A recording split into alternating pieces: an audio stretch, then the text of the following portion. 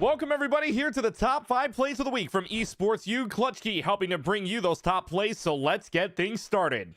In Valorant, it's the Loyola Maryland Greyhounds taking on the Army West Point Black Knights, taken to map number 1 on Icebox, and the Greyhounds winning the pistol round, so it's looking good for them to go up 10-4, but with the Marshal, it's MIB Police from the Black Knights on the case. At the same time, but that opportunity won't be afforded. D-Sung, though, could turn this into a rifle. Potentially more. MIB Police from the Raptors doing work with the Marshal and might even present a greater threat. Jumping down with the classic.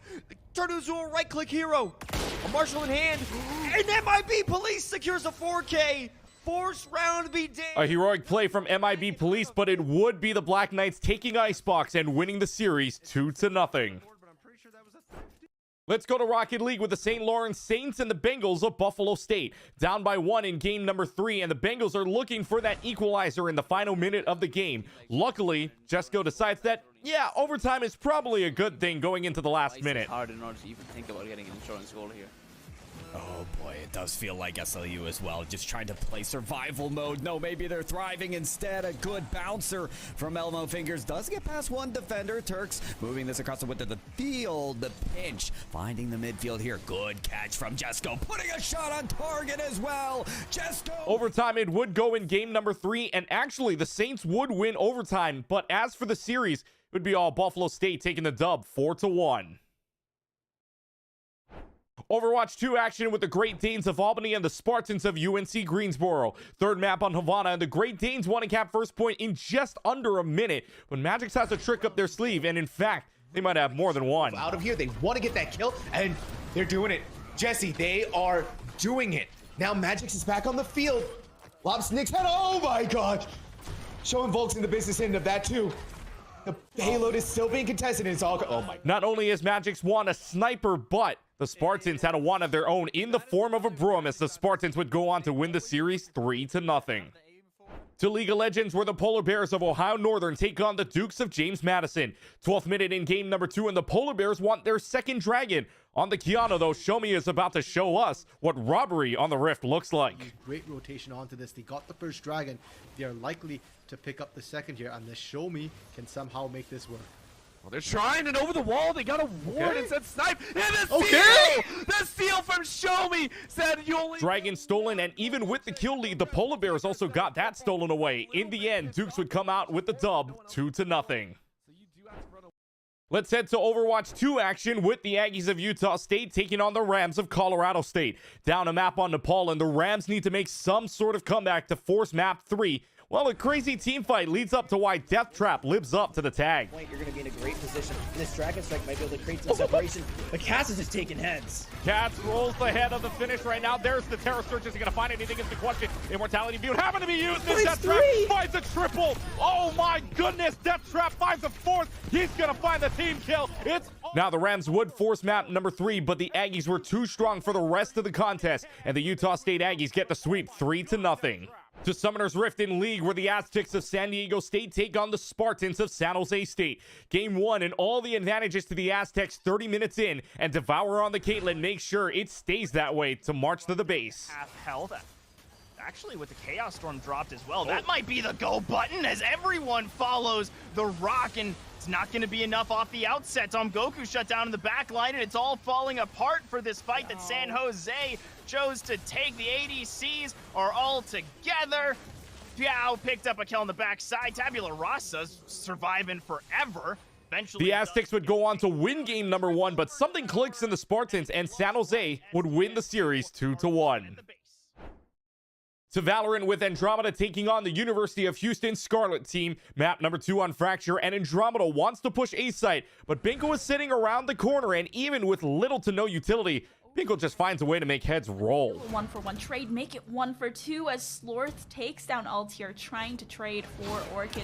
Binko now trapped in a corner. They're shooting out the Prowlers, and there's not a lot of places that Binko can go, but now only Slorth being the one peeking. Oh, Binko! What was that? Binko calls bingo on the ace, and it would be Houston who calls game on Fracture as they win the series 2-0. To come through, it's just playing aimbot. And that's it from Top Plays of the Week from Esports U. Thanks for watching, everybody, and until next time, this is Clutch Key signing off.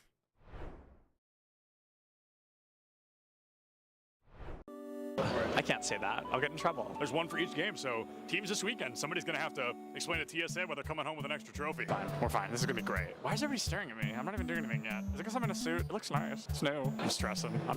It's all right. We win these. We absolutely win these. I've never seen us lose these. I love him. I don't remember his name.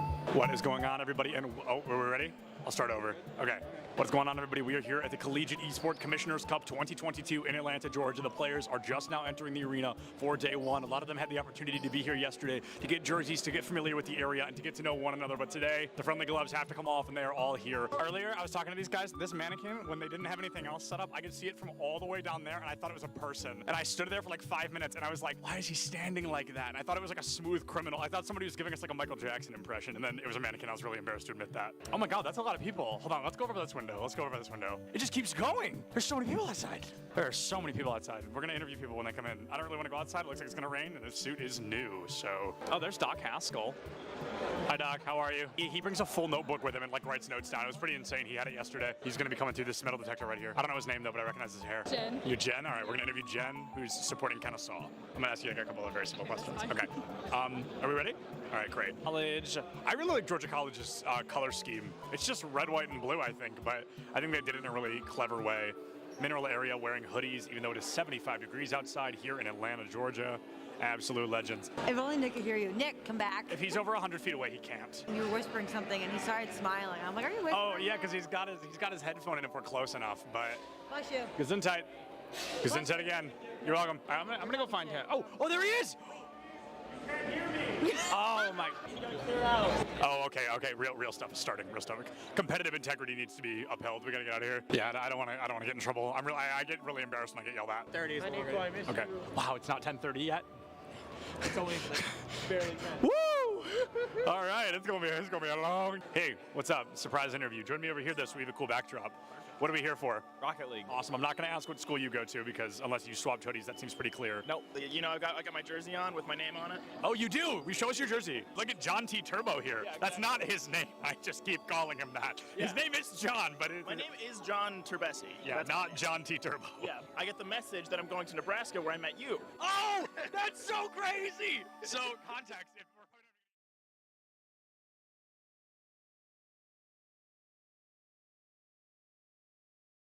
We're at the Collegiate Esports Commissioners Cup. Let's make some noise. Oh, and it's gonna jumped into it. This corner judge is good for 1, 2, yeah. He needs more. They're doing even more here. You gotta touch the point. Mr. College walks it in. Toy Boy is gonna drop. Knife him.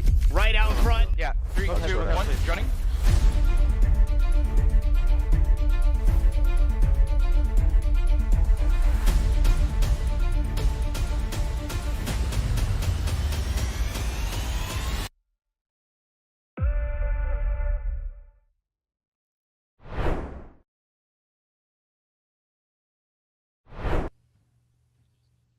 Hello everyone and welcome into Esports U. My name is Visionary1. Alongside me bringing you some Valorant action is Vincent. How are you doing tonight, brother?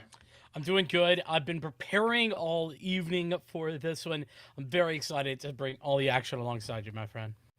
I certainly am as well. You've been preparing all evening. I have been preparing as much as I could after work. So we put in some time. I would say Vincent probably knows a little bit more going on in between these teams. Of course, USF and Bronco Esports going at it today for the chance to presumably play the favorites Fisher in the finals. That match, of course, being played off stream right now. Definitely excited to see who's going to be able to maybe push Fisher in this best of 5. Yeah, I think it's going to be interesting just to see who comes out on top, because I do think that this side, I'm glad we got this side of the bracket, because this is the matchup with the most question marks going into it. I think that whilst there's certainly a favorite here, and we'll talk about who that is and what that looks like in a minute, both the teams could realistically take this away. And the fact that I don't necessarily know what all their map pools look like and how strong it is makes it all the more big question marks, right? On who is going to be taking this, who is not, and all of those types of things. What I do know, though, is that I got to watch that matchup from USF last week, and they really did show themselves to be a far better team than Pace was in that series. And though it was relatively close, they looked dominant. So I'm very excited to see what USF have to bring, as they've been a program just in general that's been stepping up these last 3 weeks. Yeah, they've done a phenomenal job so far, of course, through their bracket run. And you mentioned the one thing that we were talking about the green room the most, right? The best of 5. We get to see a ton of Icebox Ascent in Haven being played in College Valorant. Well, guess what? Best of 5, you have to expand that map pool. You have to have developed strats. You might have to rotate some agents that you don't typically play, especially on a map like Fracture getting brought in tonight, where you're going to basically have to run that Breach. You're probably going to run a KJ alongside it as well, unless you like to be a rat and play Cypher, which obviously there's skill to that. But there's always those small variations in comps and some agents that you don't typically see brought out for every map being brought out for maps like Fracture. So we're going to go ahead and show you those 5 maps we're going to potentially be running through tonight. But we're going to start out on Fracture. So we're seeing the Breaches already. We're seeing the Killjoys. I can't really say we're surprised by either of those picks. And Brimmy with the Snippy, always going to be there as well.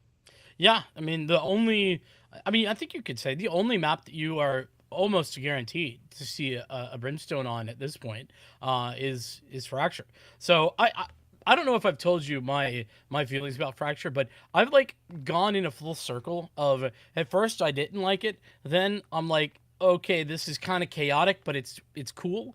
And then now, as there's been time to get some strategies involved, I'm like, oh, okay, I'm down with this. And I think it's going to be interesting. This is really going to be a tone setter. This is a pick by USF, by the way. So I also think it's going to be maybe not determinant of the rest of the series, but I think that this will set the tone for it, especially as we have a very different look on the on one side for Cal Poly Pomona. Actually, the fact that they're running a Fade is a bit surprising. Typically, I feel like Fade has kind of left the norm here.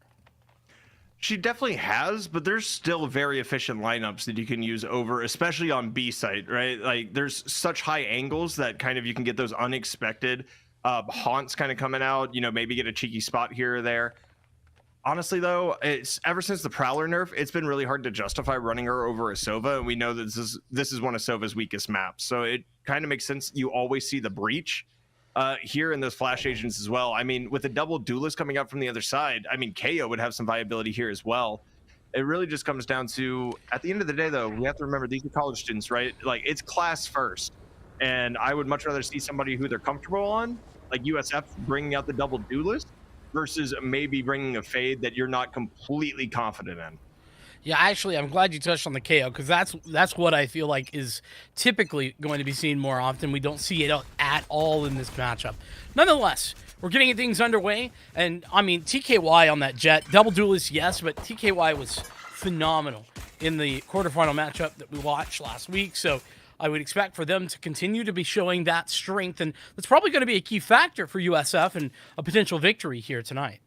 Well, I heard he was memeing it up a little bit too, baiting his team, then getting 4Ks, going for knives. So we're definitely in for an interesting one, to say the least, as the smoke from Brimstone goes ahead and vanishes. Rodon's going to have an idea that there's people there, but he got fault lined right off the rip. So he's known that they've been B main this entire time. Now, are we going to see that rotate? Because Fade is just kind of lurking around A main right now, and I'm kind of surprised to see, of course, Broncos Esports come out and default this hard on a pistol round, especially on Fracture, where the defenders have to take space instead of the offense having to take space.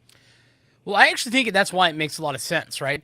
Is that you're waiting for the defense to try and take some space and hoping that you can then punish them. They haven't been given that opportunity, though, and that's where the strategy, I wouldn't say it's weak, but it can be difficult. Oh, that paint shell perfectly splitting up the opposition as the entry towards the site comes in, but that said, the sky smoked, making it difficult to take the fights, and well, what fights they do take, they lose. USF unsuccessful in finding anything before the spike goes down. Now, Chipotle guy's got a beautiful work here, gonna get 1 or 2 with the assist from the Boombot, and it's looking like everybody is dropping. That is just excellent execution, and well, I kind of am surprised by the default, and it ends up working out really well there as they just fludged sight, and we thought Shummus was going to get a ton of value out of those paint shells. Ended up getting nothing. I mean, it wasn't nothing per se. It just wasn't it wasn't enough damage to really chip them down to where the pistols are going to be extra effective. It did split off the players. Only 2 got forward, and then 1 player had to fall back, and that's great if there's sight lines to work from. But unfortunately, the Sky Smoke's perfectly placed, and it's all over. So, with that, South Florida working from behind at this point. It'll be the buy, as you would expect, from Cal Poly. And there's little to do, or at least a little to work with in the purchase department for USF. I mean, classic right click is the best thing since sliced bread. So you know what? Maybe we find some utility here. And finally, Rodon gets checked there and is just going to get taken down by a horde of Counter-Strike guns as well as some recon guns. Definitely love seeing the Spectres and seeing, of course, those new skins making its appearance here on College Valorant. As we're going to get the classic spray through the smokes, just trying to find some chip damage here. Maybe make somebody buy some shields again. It's actually going to be a great paint shell, though. It's going to get a little bit damage off, some chip damage done. And Wright's actually going to find Brimstone there as well, so no extra smokes. As Kate's going to find 4. Going for the ace is going to be taken by Mikey. And a predictable anti-eco one by, of course, Broncos Esports. The key is that only 1 player goes down as well. That makes it so that this bonus purchase, as we like to call it, is going to be a lot more effective than it would otherwise have been. You're going to have a couple of rifles alongside those 3 Spectres, and from there, we'll see what CPP are looking to do. At the same time, I want to see something different than we saw in that pistol round from USF. You made a great point, and I want to go back to it. That is, on Fracture, as the defenders, you're often forced to take space and take positioning in a way that normally the attackers have to. We haven't seen that yet. We need to start seeing a little bit of that. I mean, you're playing with gun advantage on this map, but there's the peak. You get 1, you get traded instantly. So this B main pressure has been pretty much a mainstay for CPP so far. They've done a real good job of just defaulting this out, and you get a trade on your bonus. You're definitely happy with that as TKY finally gets it going, finally takes down that Fade Lurk over towards the A site. So the rest of the team starting to kind of head in that direction. It's going to be interesting because no smokes have been used yet. So that Sky Smoke still obviously available. That Brimstone sightline is going to be cut off. And we're going to see if they push out Rafters and maybe get aggressed on, or if they're going to have to fall back. It's going to be interesting here with this site hit. Just waiting and waiting to hit.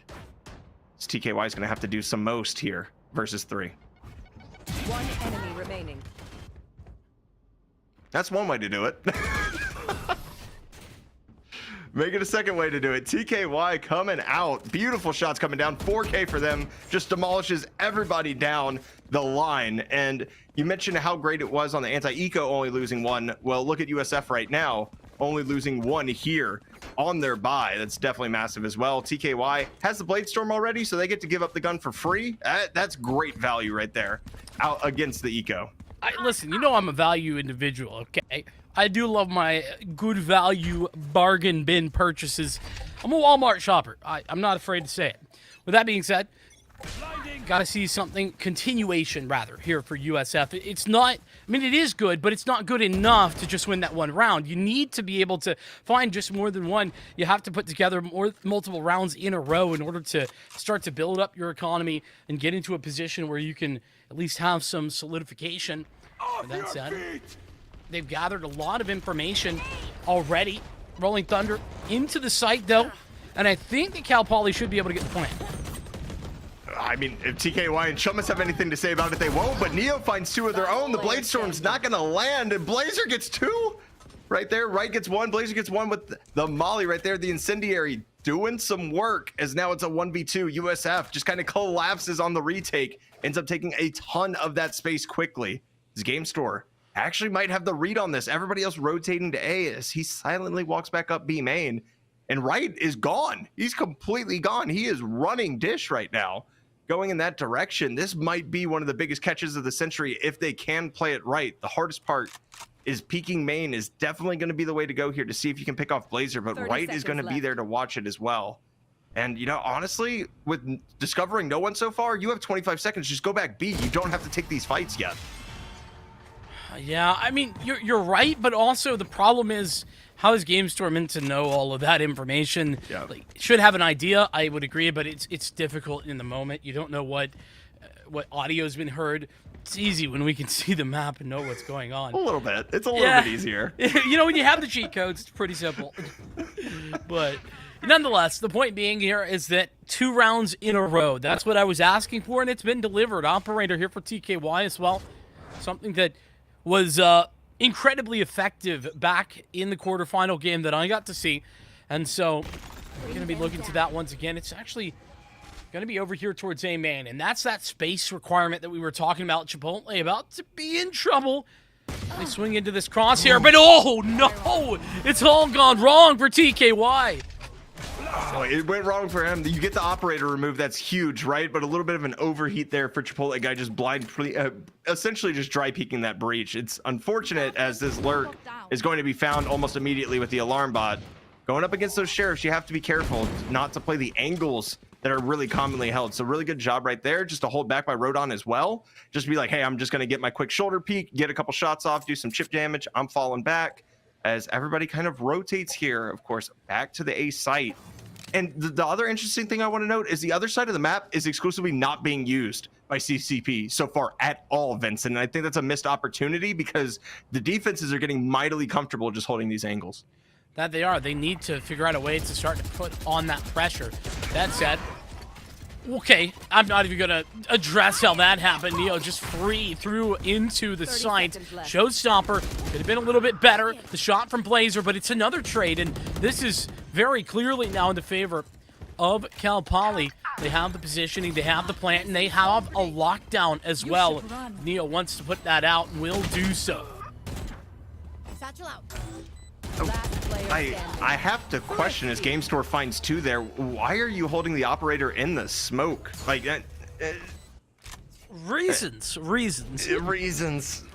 I mean, I understand that you're playing breach. You probably want to get a flash off, see if you can find 2 just because of the long reload time that you have shot after shot. But that doesn't make sense to me, right? You have a great post plant. You have the lockdown. You have the KJ utility right there. You have the lockdown applied, right? Why aren't you playing a further angle knowing that lockdown can get spammed and you're going to have to force them to push potentially through that smoke? You know, it's a valid question. I don't know what the thought process was. What I do know is they're just going to have to deal with the outcome here. And I like this aggression. Time to get a forward position. And that nade, it's actually going to do a lot of damage. Rather, did a lot of damage. A little armor taken off. Chumis with the double kill. And meanwhile, the Aftershock at least bringing one back to what is near even. And the spike recovered, but it's a 2-on-3. And it's not even as if this A side is free and open. There's still a player here. It's Rodon. Yeah, Turret is watching Dish, and I think we should have known by now that push is not happening. That's going to be a great Nano Swarm to get a little chip damage as well. Rodon going to get a beautiful shoulder peek right there. Chipotle is actually going to win this once again, though. 8 HP remaining in a 2v1. The team collapsing, of course. There's still 56 seconds of this round. You could theoretically rotate here in this shoulder peek. Chipotle, what? That was incredible. With Chumis down, now there's a real chance for victory here in the Nightfall. Going to be invested just to gather the information. That pushes right back far enough that the plant can go down, and there's no Aftershock. There's just a flashpoint and a fault line available here for right. USF desperately would love to pick this round up, but the shots have already been great from Chipotle guy.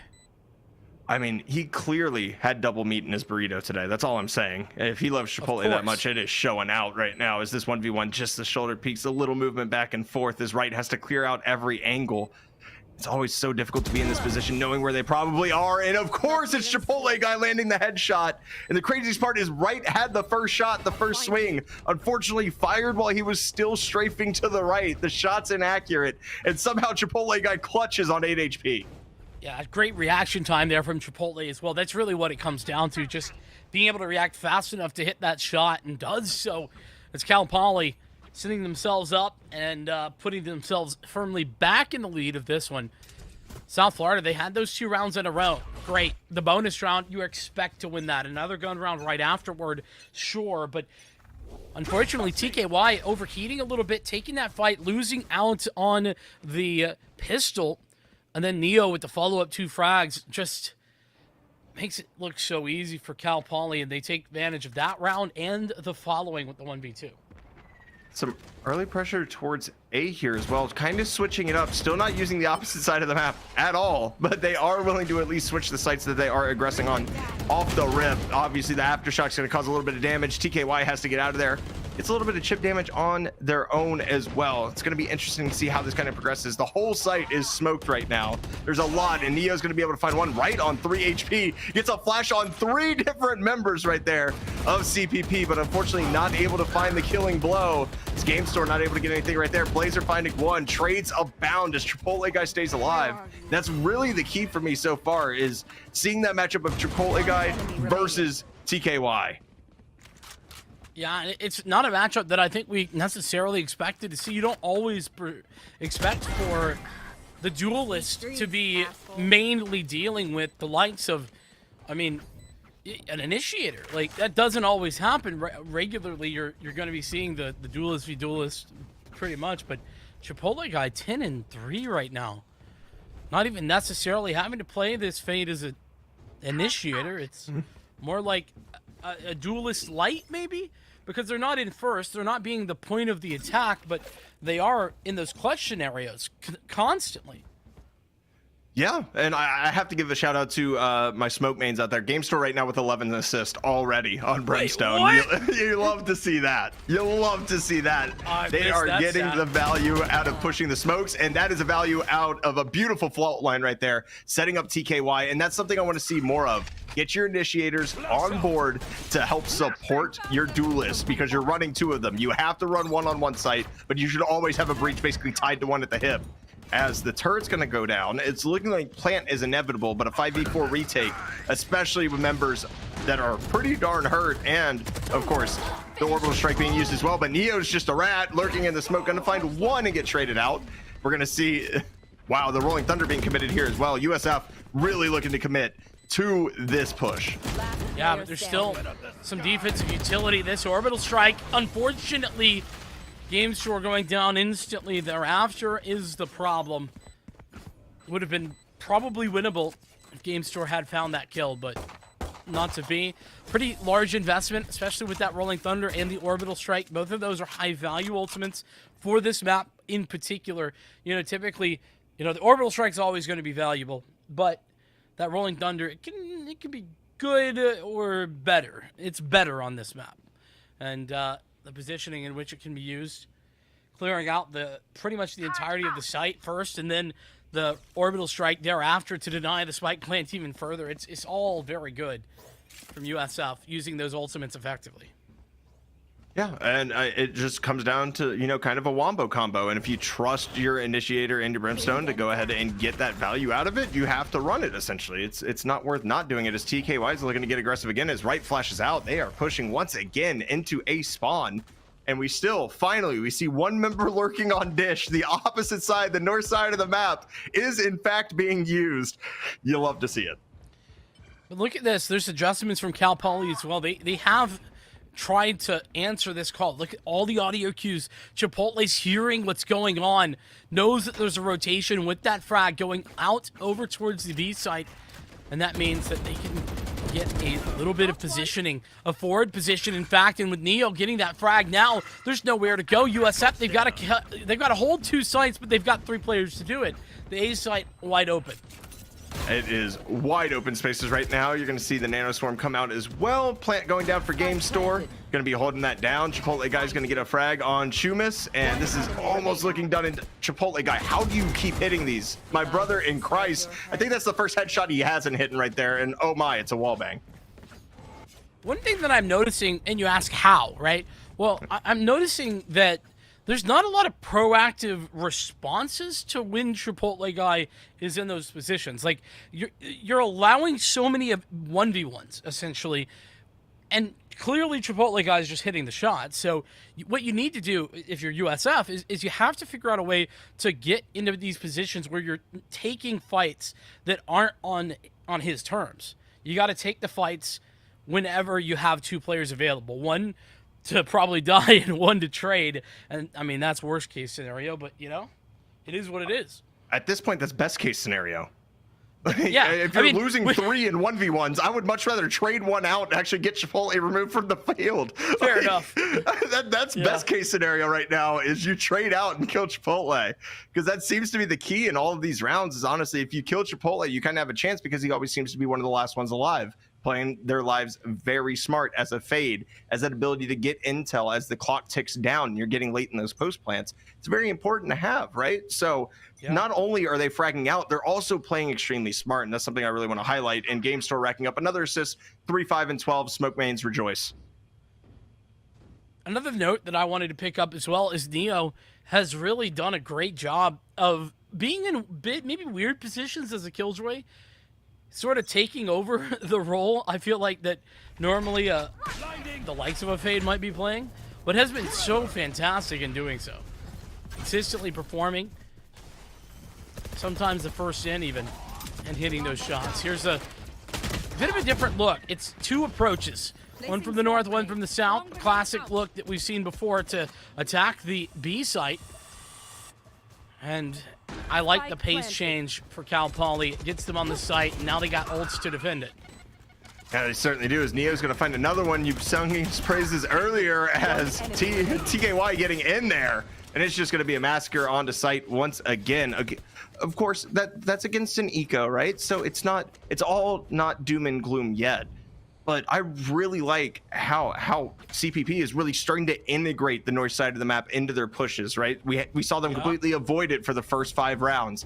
And now, hey, we're going to split push and we're going to rush arcade with our strong stack and send our weak side down B main and see kind of what kind of value we can get out of that. Obviously, free side plant against an eco, very smart, knowing that the rest of the team's probably going to be flanking, playing together. They clean everything up, but it's just the little nuances the CPP is throwing in on this fracture map right now. USF just doesn't have a good counter for it yet. TKY might have that answer with some opening space on B main with that operator.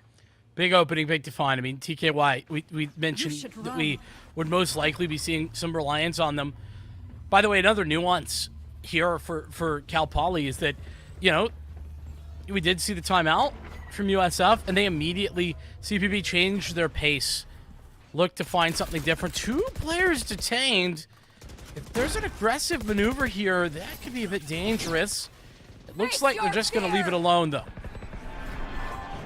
Yeah, I mean, I like the patience, especially when you have the Nightmare just sitting there, right? You just go ahead and throw that out, get everything you need, and a late Killjoy ultimate coming out the other way just to kind of clear out sight. And as you can hear, everybody's still deafened. Oh, all the ultis are being popped in the world right now, but that is a great, again, the Rolling Thunder from the bottom of the site to clear this out. Right only has 5 HP, taken down by Cake.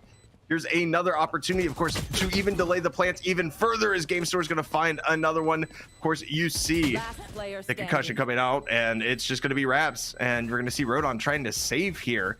After that aftershock got great value, and just letting the breach lurk under, even though the lockdown is there. Who cares? We have the utility to deal with this. Worked out beautifully.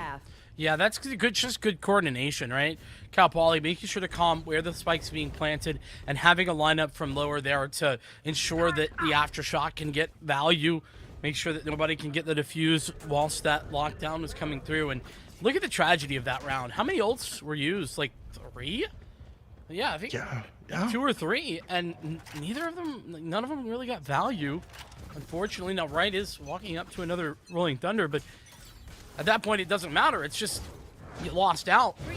You got to reset, try again. There's only one player here at B, and they're not even really here. They're in arcade. This site is wide open for the Broncos to take. And taken it is right now as TKY gets some chip damage, but also falls on his own down to 27 HP on the rope currently. Look at his swing, gonna find a frag, get traded out immediately by Chipotle guy. And look at this push from Arcade, the reclaim, and we're gonna see the same strat that was used, of course, against them right there, as they actually throw it on main, and it's a great retake right there by USF. Not the greatest weaponry, but very smart take, able to use dish, come back, and see what you can get. But with the spike being halved, is this going to delay long enough? It definitely isn't. Yeah, there's plenty of time on that one. USF, a 4th round on the board, 8-4, going to be the halftime scoreline. And you know what? Good resurgence there from USF. It was getting out of hand. It was. But they picked up the final round. It could have been better, though, nonetheless. Here we go, moving into that second half. One thing that I wanted to mention before we make that move, though, is that for USF in that last round, I don't even think it was necessarily all about the positioning. Yeah, that was good. It was just being unpredictable. being in a position that I don't think Cal Poly were expecting, and that's what I want to see a little bit more of on their attack. Don't be predictable if you're USF, because clearly Cal Poly, they've put in some work on this map. Despite the fact that USF have looked okay, this is still Cal Poly's pick. Please tell me we're going to see 5 running down rope after they pinch nothing. Just like do me a favor, please, as we see this super aggressive push out towards the north side of the map. Unfortunately, no, it's going to be members falling back onto the A site, securing orbs and things of that nature. Obviously, the smart play, not exactly what I wanted to see. I wanted to see 5 on rope and see if that could work out, much like it didn't in VCT, of course. Is Cake going to be taken down right here by Right? Opening frag found, dash onto site. Fault line going to be used as well, but Chipotle, finally, somebody's able to trade Chipotle out as USF starts storming the site 3v2, and it's looking like Plant's going to go down as well. Yeah, but this is a really winnable retake. Gonna have time to get back in here. Launching smoke. Neo getting that frag, equalizes things. 2-on-2, game store close range. That classic works well in that position. It's the longer range that the Ghost really does find its value. An additional smoke down. That's the beauty of having game store still alive. The most, oh my goodness, no way, Chumas just randoms them through the smoke. One of them obviously shooting, but are you kidding me? Check his PC. This isn't normal. I believe they have word.exe downloaded right now because, hello? Obviously bullet trails are available on 1, but the classic is unreliable from beyond 5 meters and actually telling you where someone is, because sometimes it can't seem like it can shoot straight. That, you know, just finding 2 right there through the smoke, that's huge for USF right now. You get a giant anti-eco right here as well. Bulldogs invested all the way up, a Phantom as well, so they're looking to try to hold on to these guns, and that's going to be a beautiful fault line and just a push galore right now. Look at these 3 just trying to duke it out. Util is being dumped all over the place, and Keg and Neo are able to find some value out of it with 2 trades going back the other way. 2 members low on both sides. Actually, make that 3 as TKY. What a snapshot onto Neo to at least save a life. Yeah, but you got to think about the way that this round started. The actual difference in weaponry at the beginning was huge, and it was very heavily favored to USF. The fact that it's so close now is a bit disturbing, maybe the right word.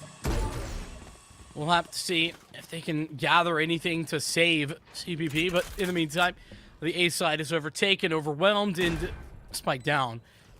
Now the recollection of those weapons that have been dropped.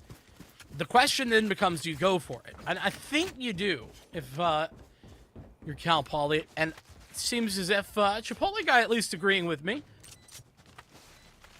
Yeah, full yellow, and you absolutely go for this here because you know Chumas is low. You already have that knowledge, and especially with the still having, of course, the Prowlers as well. I mean, you just take this fight and try to remove as much eco as you possibly can, but Chuma's going to land a great shot. Chipotle guy going to land one as well, but so low right now. And finally, Chipotle guy loses a clutch. TKY, the great crosshair placement, going to catch the player, and you just reduced a full Bulldog. I mean, 1 Spectre invested, 3 Bulldogs invested, 1 Phantom invested. All you take from that round is that Phantom. And of course, Cake did buy a Spectre the last round, which was a little scuff by situation going on right now, but you definitely have more rifles on the side of CPP than you do on USF.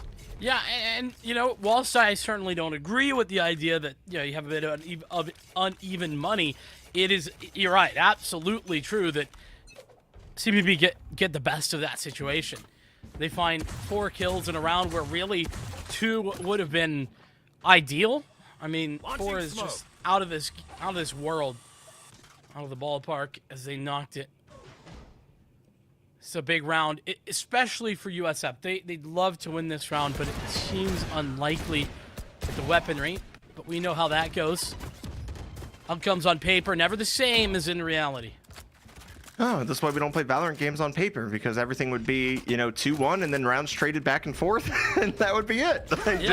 Based off theory of how the guns are working. Although, Fault Line not going to find anything. Chuma is going to get a nice shot to open it up for USF. Now, this the Aftershock going to push Neo into an awkward position as well as a great Nano Swarm, and Chuma is going to be able to pick up that as well. On the other side, getting the Guardian off the dead body.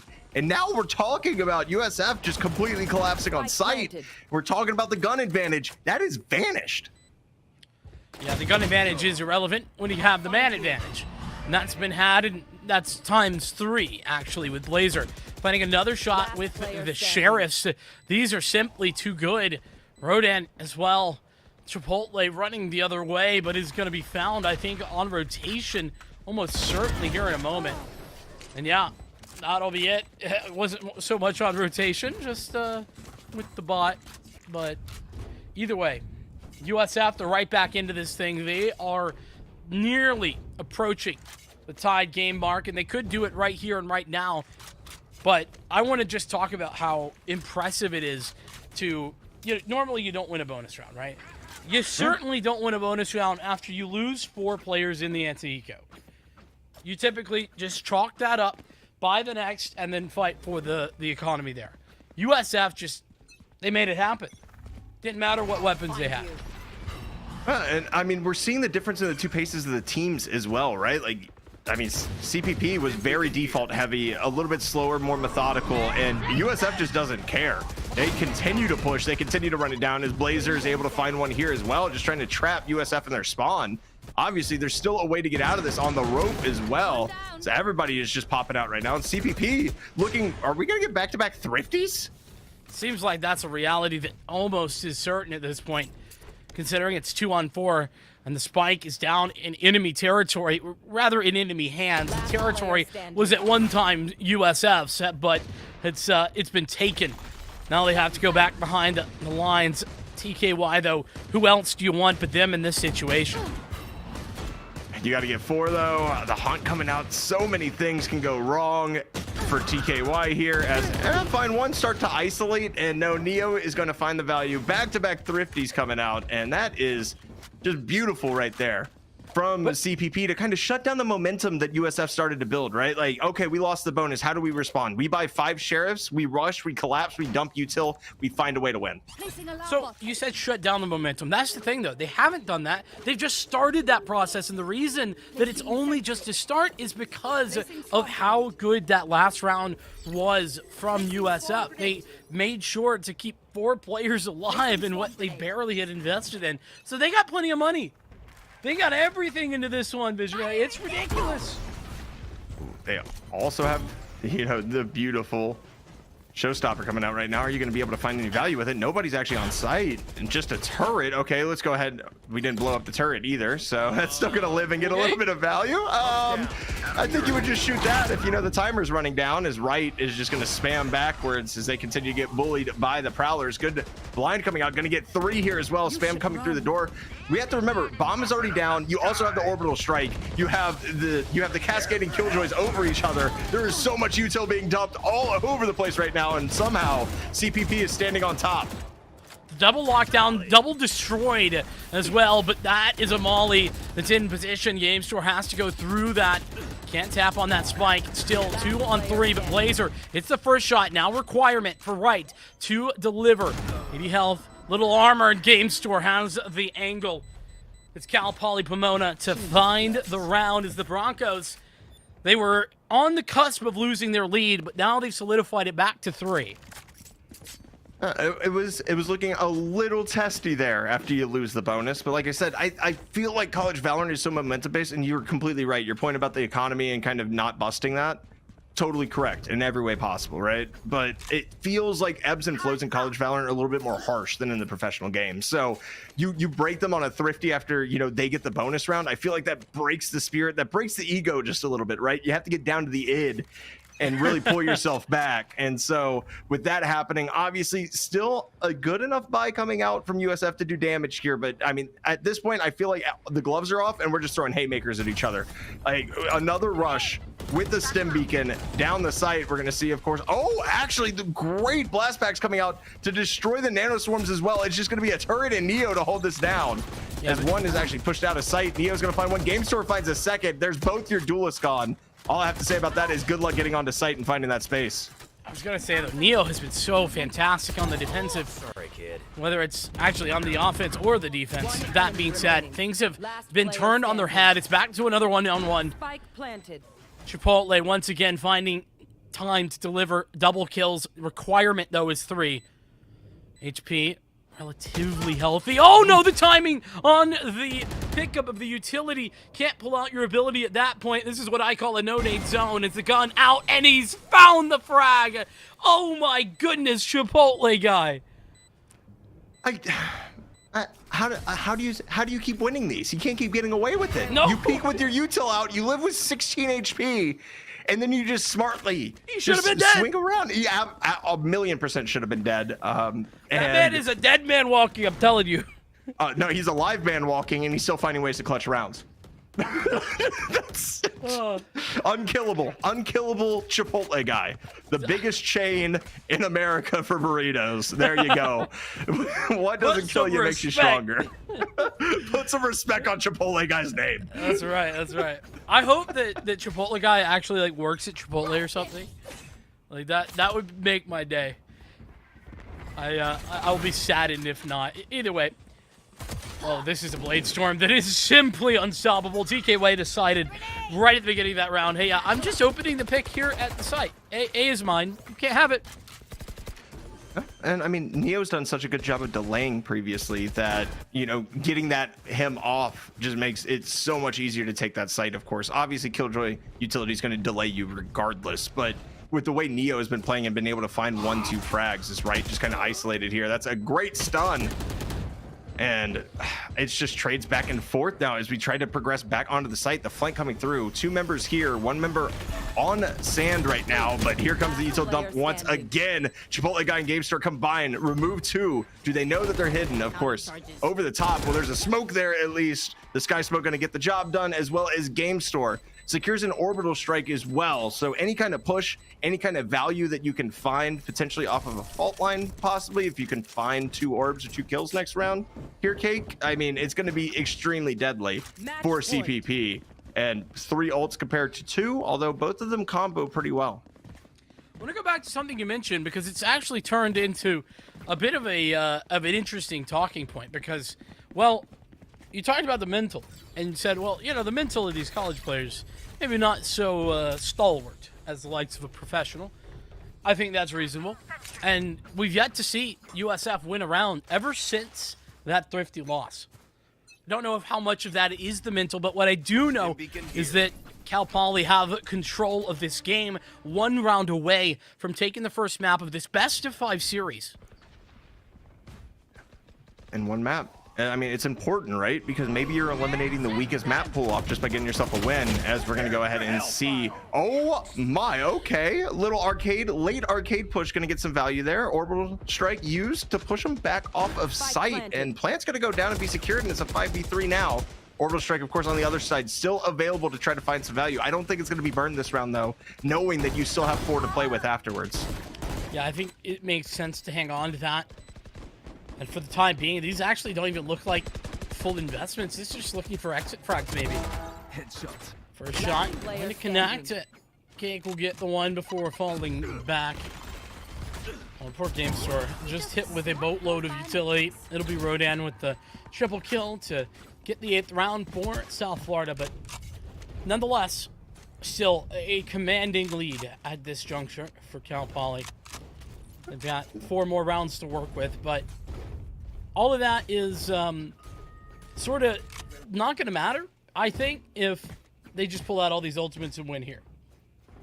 Yeah, I mean, you have a great wombo combo, of course, with the Showstopper and the Rolling Thunder. You could also use the Orbital Strike combined with that just to try to get them off of sight, off the plant. You could find a ton of value there.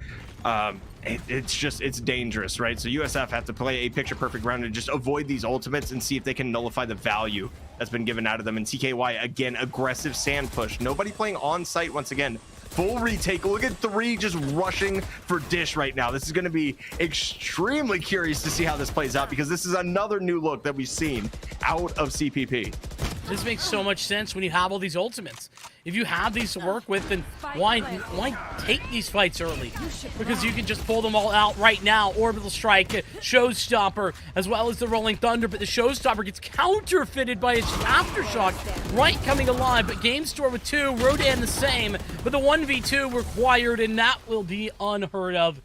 12 rounds now will be 13 as Cal Poly Pomona, the Broncos, They get their 13th, and they get the first map. Fracture goes their way. Yeah, Fracture going their way is absolutely huge. We talked about how a best of 5 really forces these college teams to show their comfortability with the map pool that currently exists. And Cal Poly just came out and did a great job of kind of just navigating the map. Obviously played a much slower offense than we saw USF do, but that's because of the compositions as well. USF running 2 duelists, you're expecting them to explode onto site, try to get those frags early and hold on to it, versus CPP being a little bit more methodical, a little bit slower paced. But they were able to kind of throw variations in their gameplay that I didn't see a lot out of USF. That north side of the map almost continually ignored by USF. And when they did hit it, they actually got value out of it. I would have liked to see them go back to it more. Yeah, I think that that's what this map ultimately came down to, was that CPP were willing to play a bit more proactive. They were, well, actually both proactive and reactive, in that they reacted to what was happening and what USF was throwing at them. They were also proactive in that they would make plays before USF made decisions on how to adjust. They were trying to preempt those by, I mean, for example, they took a big, huge pace change right after the timeout from USF in that first half. Like, that's really good to see, and it just shows that CPP, they were thinking that 1 or 2 more steps ahead than what USF were. Yeah, just winning the macro game versus the micro game, right? Like, they obviously had the micro on lock when you have Chipotle guy getting 26 frags on Fade, as well as almost double-digit assist. I mean, Cake and Game Store combined for 33 assists that map. That is something out of 2 players. So everybody was there. Utility was being used properly, and they were able to trade off of each other and support each other in those fashions. That's really why you see CPP with that 1-0 lead, of course. I think after that one, though, we're going to need a break, because those site hits were just extremely quick, extremely fast, and extremely crazy. So we're going to be bringing you map 2, of course, right after this quick break. Stick around. You won't want to miss this.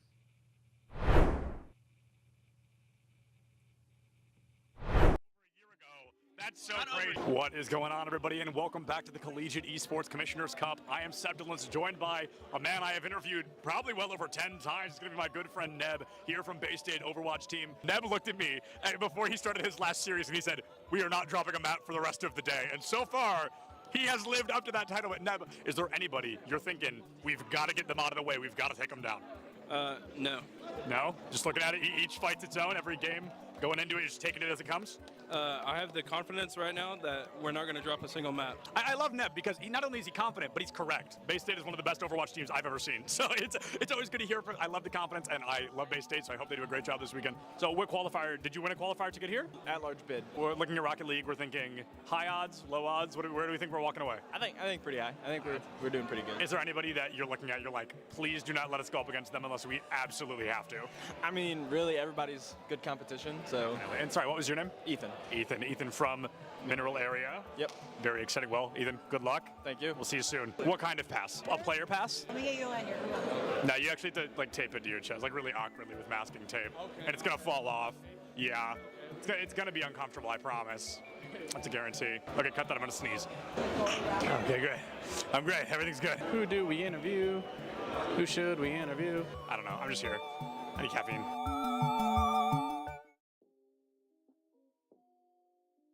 What is going on, everybody, and welcome to the ECAC Top Plays of the Week. I am Septilance, and I'm super excited to walk through these with you so you can see all of the great moments we are getting out of collegiate esports. One of my favorite things about these seasons is as they go on, as the years continue to pass, the skill ceiling just gets higher and higher, and the teams get better and better. Starting things off in week 1 and 2, these teams came out the gate swinging. Let's take a look at what they were ready to bring out in these early weeks.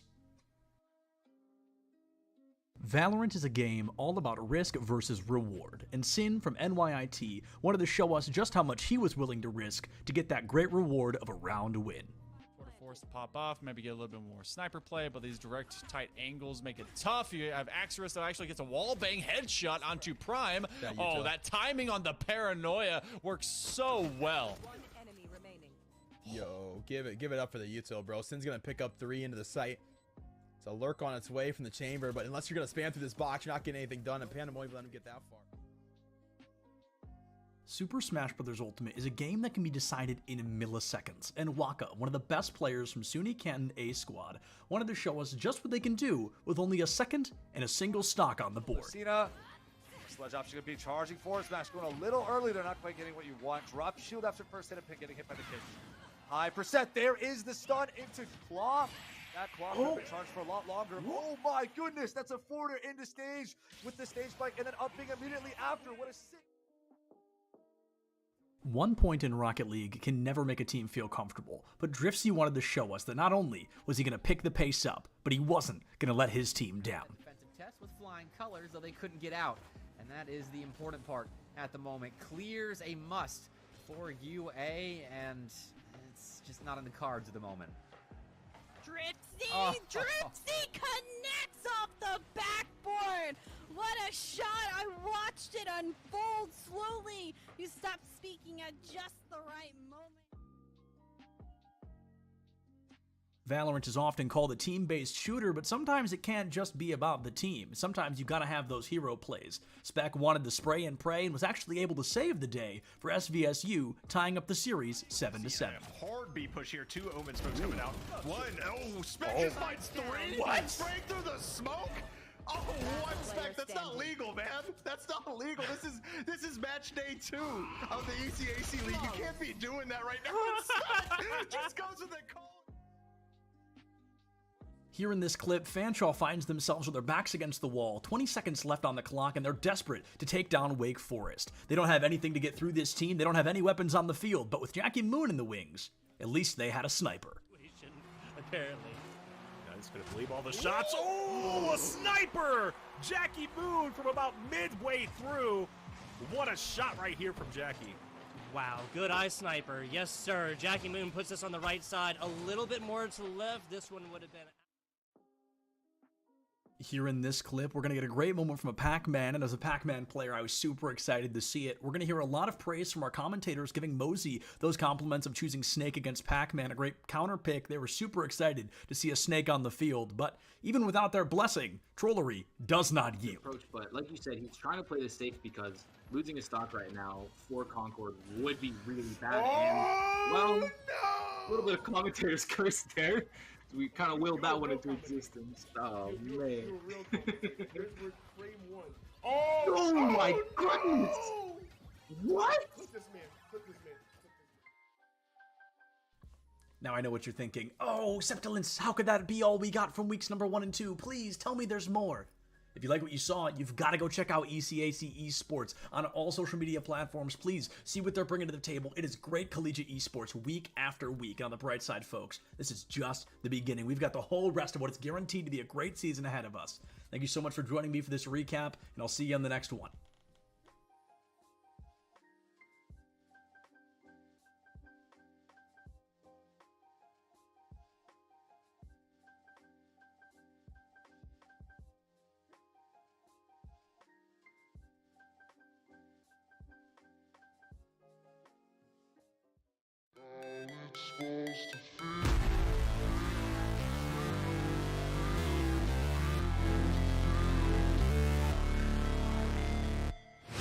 Never break, always fight, never quit, do it right, play the game, win it life, have no shame, there's no time, feel the pain, live the grind, I could change, in my mind, pick a lane, commit and climb.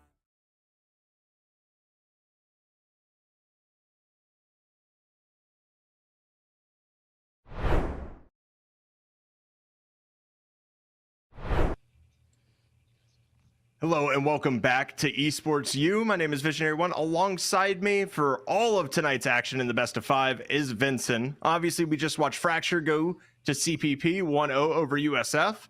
We're going to be bringing map 2 to you now, of course, which is going to be Haven. So definitely interested to see how this kind of gets brought out, especially because the Breach play honestly on both teams was phenomenal last map. I'm really excited to see what the Breaches are able to bring to Haven. It was, but I think we have to say Cake did take the cake on that Breach performance. Just specifically had just basically every frag, it felt like, was assisted by the Breach. That's not true, but it felt true. And when you just look at the eye test and you're like, yeah, definitely was that sort of situation. But there's another stat line that I wanted to bring to your attention here. And that's opening picks. That's those first bloods that we're talking about. TKY doing a great job of picking up first bloods, had 5 of them. But the reality is that everybody was able to pick up opening picks for the side of CPP, and that wasn't as true. It was generally true, but not as true for South Florida. And I think that that's something to kind of keep our eye on. If the Bronco Esports squad can continue to do that, then they're going to be in position to win any of these games, regardless of whose pick it is.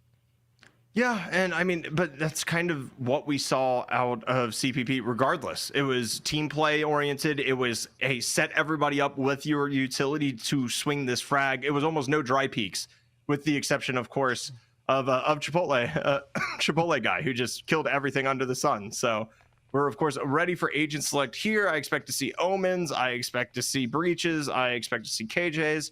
Pretty standard comp. Chumas is actually going to be running Fade. They were on the Rays in that double duelist comp last time. We're the second frag, of course, for University of South Florida. So it's going to be interesting to see what they bring to the table with this Fade here. Much more standard lineup coming out of Cal Poly Pomona, except you're going to see potentially a Rays instead of a Jet. Yeah, I would really prefer to see this Jet. I mean, Mikey's doing a little bit of trolling right now, but I think considering they were on the Rays before, is probably going to stick with it. One thing, though, that I do want to bring up is that the Fade on paper probably seems pretty reasonable, but there isn't a Raise to combo with it, so you don't get that. I mean, the whole reason we saw Fade become good, like a big deal on this map, is partially because of that combo and the ease with which you can throw the utility as well. But that's a little bit odd to see that we don't see that combination. The second side of that is that at the highest level, well, Fade's sort of fallen out of popularity. And how far has it faded? Well, it's all the way down at the same pick rate as the likes of Viper on this map. Yeah, and Viper's kind of that pocket pick when you want to run two controllers and really work the map and have that control over most of the sites on defense. Obviously, we're not going to see a lot of college teams running that just because it is hard to communicate, and also you have to find the ability to get frags on either Omen or Viper. And it's just a little bit more difficult to do that in these scenarios versus running two initiators like a Sova, like a Breach, where you can find, honestly, value out of your utility a lot easier than you can out of the controllers. Indeed. And I also love to see both Sova and Breach coming through here. So for me, I think that Cal Poly's lineup here a little better. But of course, that doesn't necessarily mean that they're going to win. Neo, though, hits a nice first shot, and that's TKY down. Not only TKY, but Wright also falls right here as Rodon's going to be able to find one. Neo still on the backside, still on almost no health, and just the trades abound back and forth as Blazer and Chumas find a couple of their own as well. Grenade trying to deny the plant. A little bit of chip damage going to be done here. Chipotle guy got to find one. Are they going to be able to find another? It's going to be Mikey taking down Blazer. It's going to be a pistol round win for CPP. Of course, on a small little retake here for the Broncos Esports, little 2v2 post-plant action, but the paint shells really just open that up to make it a lot easier. Yeah, and that's actually something I wanted to talk a bit more about as well, is Mikey specifically. I mean, yeah, great paint shells work in that endeavor in that round, but maybe a little bit less than perfect in that first map. Didn't need to be, because Chipotle guy just decided to be Himothy, but I want to see a little bit more from this agent specifically, because, well, now you're not in a double duelist, you're in a single duelist setup. Yeah, I mean, it's going to be interesting to kind of see the ebbs and flows of the composition changes and how that affects both teams. Obviously, I feel like the comp, like we mentioned, a little bit better on CPP, but this is just going to be the typical Eco Rush B. Definitely love to see it as well. A couple flashes burned, only one person on site. TKY somehow gets out with his life and 30 HP. The defuse already coming down as everybody spams through the wraparound garage. Going to get a lot of damage here as 3 fall. TKY still remaining alive as Chipotle guy takes him down, and that is your very typical Haven anti-eco right there. Let's get the plant money. Let's get out and fight and see if we can get a couple. They only get one. Yeah, a little tragic to only get one, but yeah, it's to be expected. You don't think you're going to even get out of that alive, and I'm really surprised that TKY managed to be the last one living, doing some real serious bullet dodging in that endeavor. But here we are.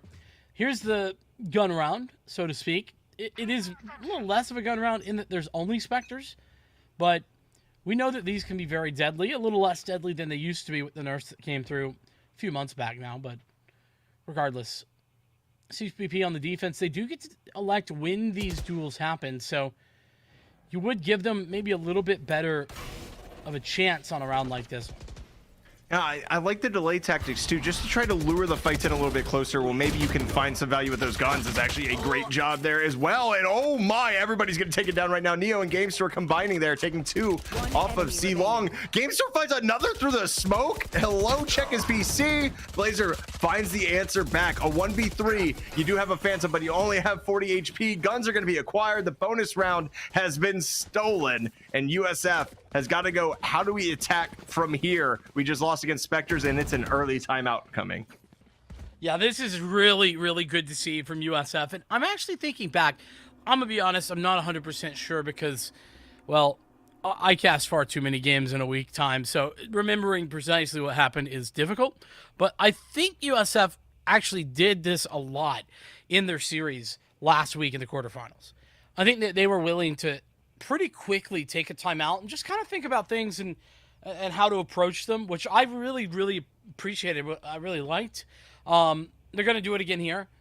Though, I will say, I don't know if anything particularly went wrong in that, other than they just were a little bit careless and they got a bit unlucky, right? Like, how many times we're going to see that double kill through the smoke with GameStore? It's like not that many times. Yeah. I mean, it's a Spectre. It's kind of its job to just churn bullets. But one thing I do want to note here as well, you're talking about, hey, this is a good time to take a timeout. And you like that they're using it early. I actually like that they're using it on the bonus, or basically on their eco round as well.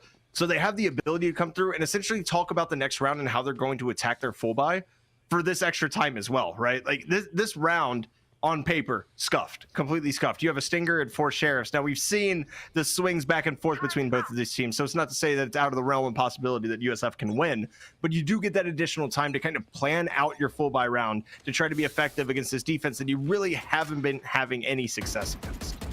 Well, since we're on an eco, you want a bit of esports history? A little lore? Yeah, give me some lore. So, this is some CS lore, to be fair. Back in the day, French teams used to use their eco rounds, like when they wouldn't buy anything, they just have default guns. So it'd be like, you know, full classics, not like this. They just sit and spawn for a minute and a half, and just wait. Force the other team to use all their utility and just talk about the next round. It's called a French timeout. Well, we're going to see if the French timeout will find some value here, as the lurk is just kind of on mid, as Rodon's actually going to find a pick, secure themselves a Phantom as well. So starting to swing both ways, as Chipotle, you're just going to take that fight. Okay. Like, cancel the ult, brother. He's in your face as the guns are secure.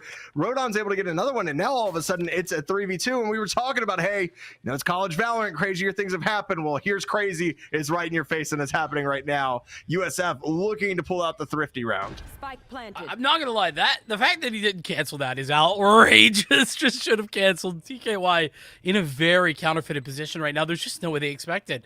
But fortunately, this Omen GameStore going to be headed up towards heaven.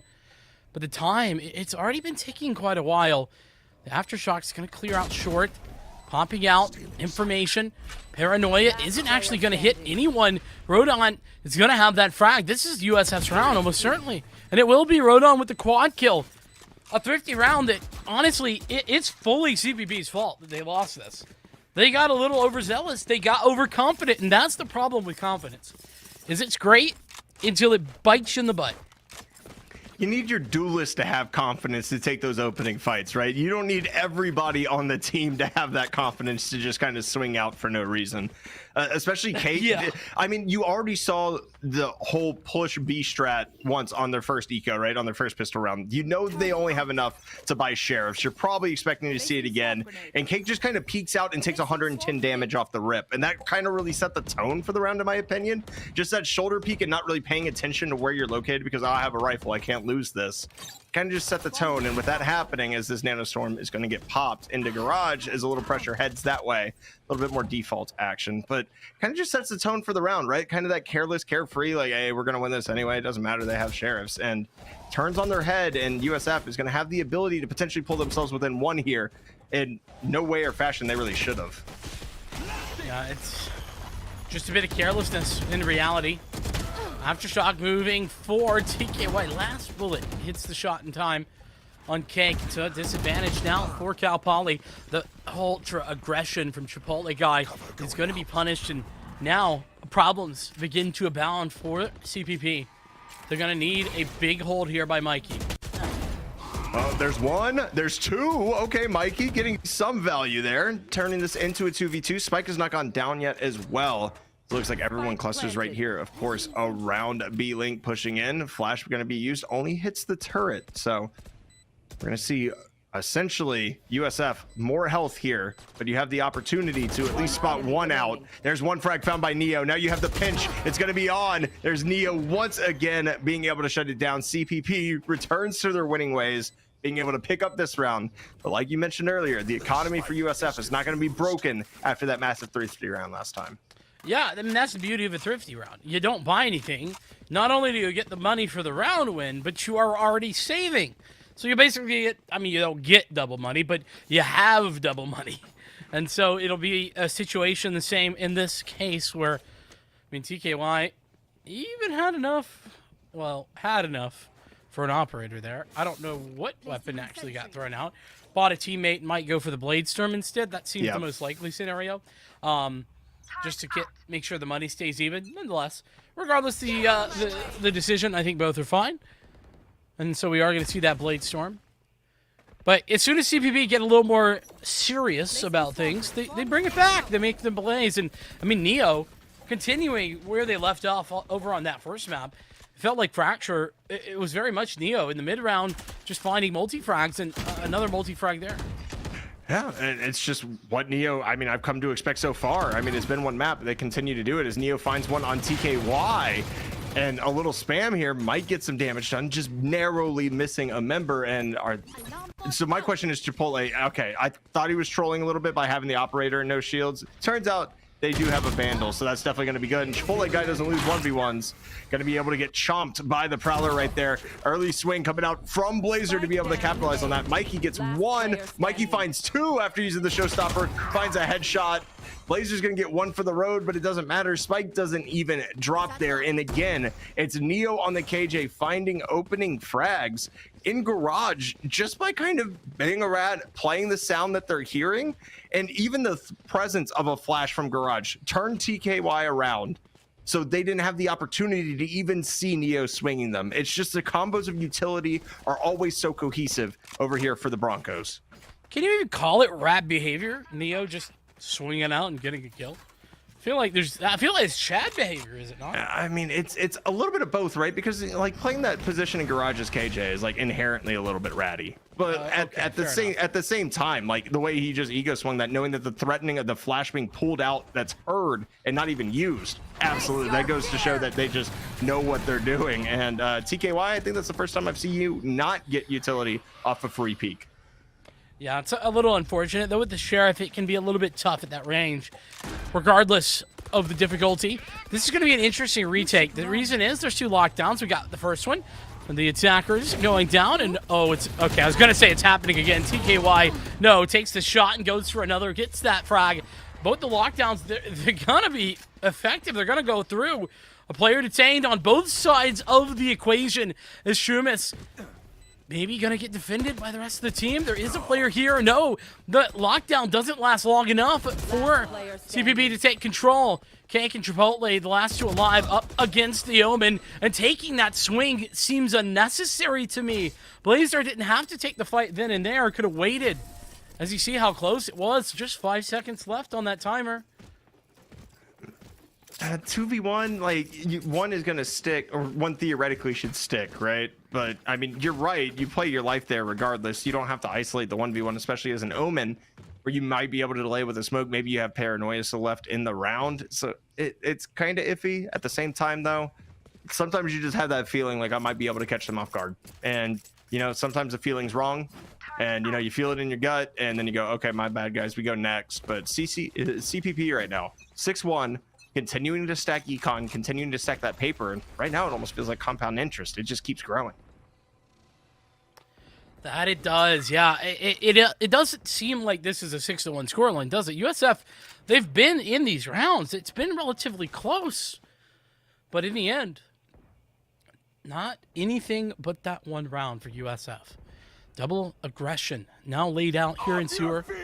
This short position can be so good, and the Rolling Thunder, that's going to confirm everything that they had thought. Jumis checks the back, but not fast enough. But Mikey might get counterfeited. This is a Killjoy coming in from the flank, but Chipotle pulls out in time, and Mikey has another. This is brilliant stuff, despite Roden coming in the moment of truth. TKY still alive, but now the only one living is them.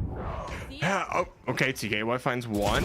Here's the second one. Gets a second. Going to be spotted here. Wallbang's coming through. Both people, not a lot of ammunition to work with. I think we're working with two classics and jump spots. Both players low right now. Huge opportunity for both. TKY is actually going to fake the reload animation. The swing, the right click. TKY confirms the 4K clutch in a 1v4, able to win the round. And that was just insanity all the way around. TKY just keeping his wits about him, isolating his 1v1s and catching dubs. This is why TKY is that guy, because it doesn't matter that everything went right for Cal Poly in that round. It doesn't matter that it was a perfect flank, that it was executed just sublimely in that round for them. Because if TKY is the last one there, can always clutch up, and they did that right there perfectly. Finding the round victory in the 1-on-3. Simply phenomenal. Bladestorm out here for USF, which does kind of lead me to the conclusion that they're probably a little bit economically in trouble. You wouldn't go for that unless you had to. I mean, could just be a heat check. True. And heat check immediately shut down, but Chuma is going to get the frag right back onto Mikey. Loses the showstopper as well. Chipotle Guy and Neo going to find a couple as Blazer somehow doesn't get hit with that. Does have the From the Shadows to at least secure a plant potentially. So they're on top looking for anybody who's rotated yet. Not going to find anybody as the turret does pop back up. So the spot is there potentially. Not going to find it just yet as the smokes are going to fall. It's a 4v2 retake right now for CPP. Would have loved to see that Hunt sure be used in that, but it would be a bit wasteful in fairness. I'm just one thing. Ooh, Haunt didn't quite go where it was intended, I don't think, from Chumis, so it won't be effective. There will be no frags through the smoke for the offense, and Neo will get the defuse. Unfortunately, whenever USF are finding high impact, they're instantly shut down and brought back down to earth. And, you know, you said maybe it was a heat check for TKY. Well, they rolled like a 3, all right? That's the problem. You can't, you got to roll better than that. You kind of need a nat 20 there if you're just going to heat check it. I mean, at least like a 17 or something. Yeah, you need like a solid 3-4. Like, that's just how it works, right? You need 3 or 4 frags. That's typically going to get you at least a 15 on a roll, right? If we're just using basic math, you need to at least I think throw a that 15 math checks out. Yeah, I mean, like Caster math, I didn't study accounting or anything. I have no idea what I'm talking about. I dropped out of school. I ain't got a clue. You know what? Your Valorant knowledge, however, exquisite. You know what else is exquisite? Neo with another first blood. Like, KJ being just Giga Chad peeking out mid, knowing that it's an eco, knowing that they're going to push this. Hey, let's just go ahead and make it 2 to start off with, as Cake just going to spam everything right. Actually going to find a wallbang headshot with a classic? That gun even wallbangs?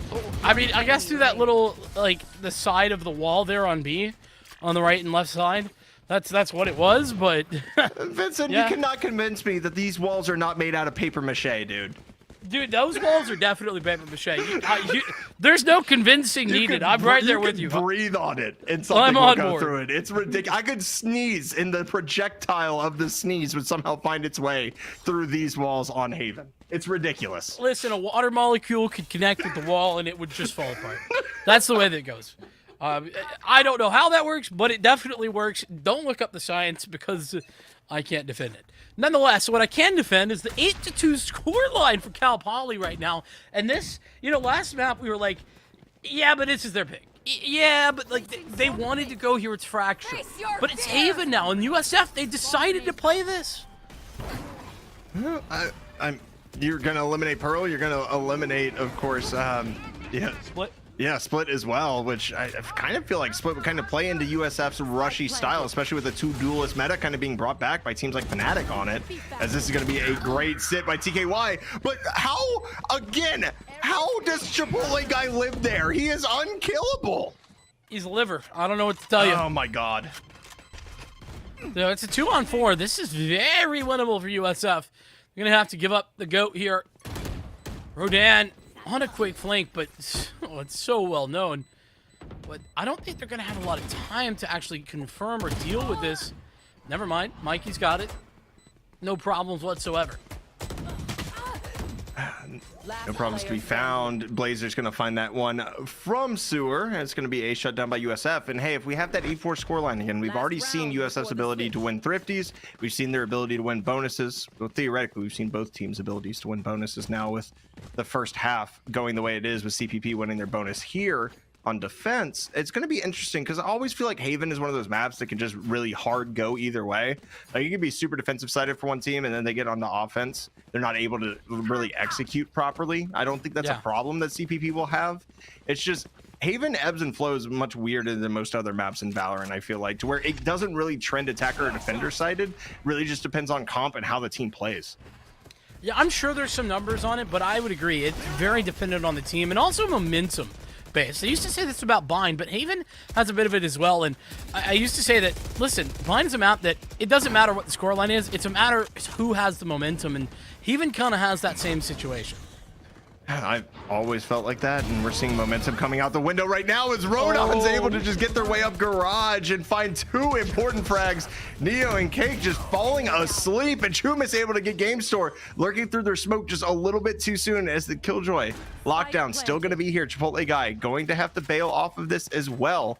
Operator right now in the hands of Mikey. You're going to have to find some opening frags and really isolate some 1v1s. The first shot is missed, and that is just a cleanup by Wright and Rodon. It's going to be 8-4, and this is kind of that potential. Once again, you have the fade and the Prowlers after the nerf, right? Really not useful on offense with the long angles on C and A long, right? That you can really hold. You can't clear them out like you used to. On defense, however, the offense has to come to you. Those Prowlers immediately become more useful, and I feel like this comp is definitely a little bit more defender-sided for USF. So they have that opportunity still waiting in the wings, Vincent. Yeah, and we're at a similar scoreline. In fact, the same scoreline that we saw in that first map as well. 8-4 at the half, favoring Cal Poly Pomona. And, you know, I think that the reality here is that CVP, they have the lead, but that lead can evaporate incredibly swiftly. So, USF, we'll have to see what they have to give us. Very aggressive from USF on this pistol round. 3 players already out mid, and, well, Rodon hitting the shot, so good work, I guess. Outrageous amount of aggression, though. Why not? I mean, it was a pistol strat on Fracture. We saw it get some value. They won some rounds they probably shouldn't have, as Game Store is just going to lurk around. Rodon sitting here. Let's change over to the Frenzy. Got the first 3. Oh, hello. Unfortunate. Howdy. Rodon gets 4, and it's a good way to start it off. That's all I'll say. Yeah, it certainly is. Pistol round victory number 1 is there for USF. And number 2, just to kind of compare and contrast, yeah, they did do something similar back on Fracture, but that's not outrageous on Fracture. That's like the norm. Yeah, it's fair. A bit outrageous here.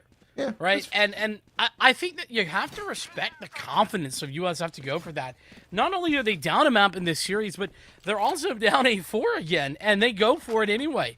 They were betting on themselves, and I love it. I love a team that's willing to bet on themselves and play as if it does not matter what the scoreline is, because at the end of the day, each round is a different round. That's a great nanoswarm right there as well. It completely nullifies the fact that a drone was going through Garage, so they know the utility is there. As a couple shots are going to go down. Rodon's going to be down to 70 health, and we have a small force once again coming out from the breach over here. Cake has a Stinger in hands once again. I don't know if this is their strat to get breach and just get him a gun. Chumis is here. Mikey is lurking up heavy here. So the paint shell is going to come out. Rodon's going to get a little bit more chip damage done. Almost eliminated by that paint shell. And it's going to be a plant. CPP being able to get it down here. Of course, on essentially what is an eco. And there's Neo once again stepping up in one of these rounds. And there's that Stinger. Close range. It gets 1 frag before getting traded. But it's hard to anticipate a second player here.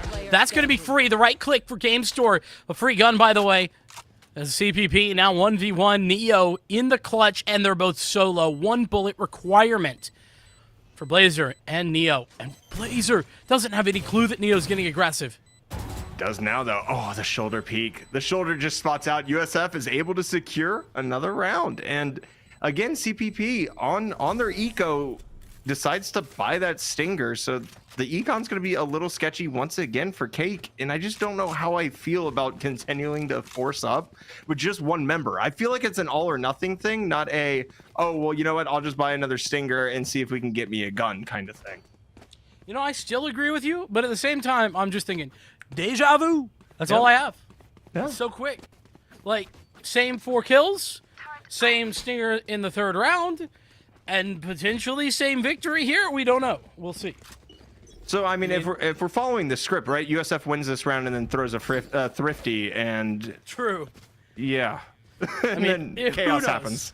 Who knows at this point? We will really be in the craziest timeline if that were to be the case, but Rodan only has a classic this round? That's a bit weird. Mikey will easily take both of them out. And the C site is now open for business. And not the good kind. It's like the shady kind, the shady business.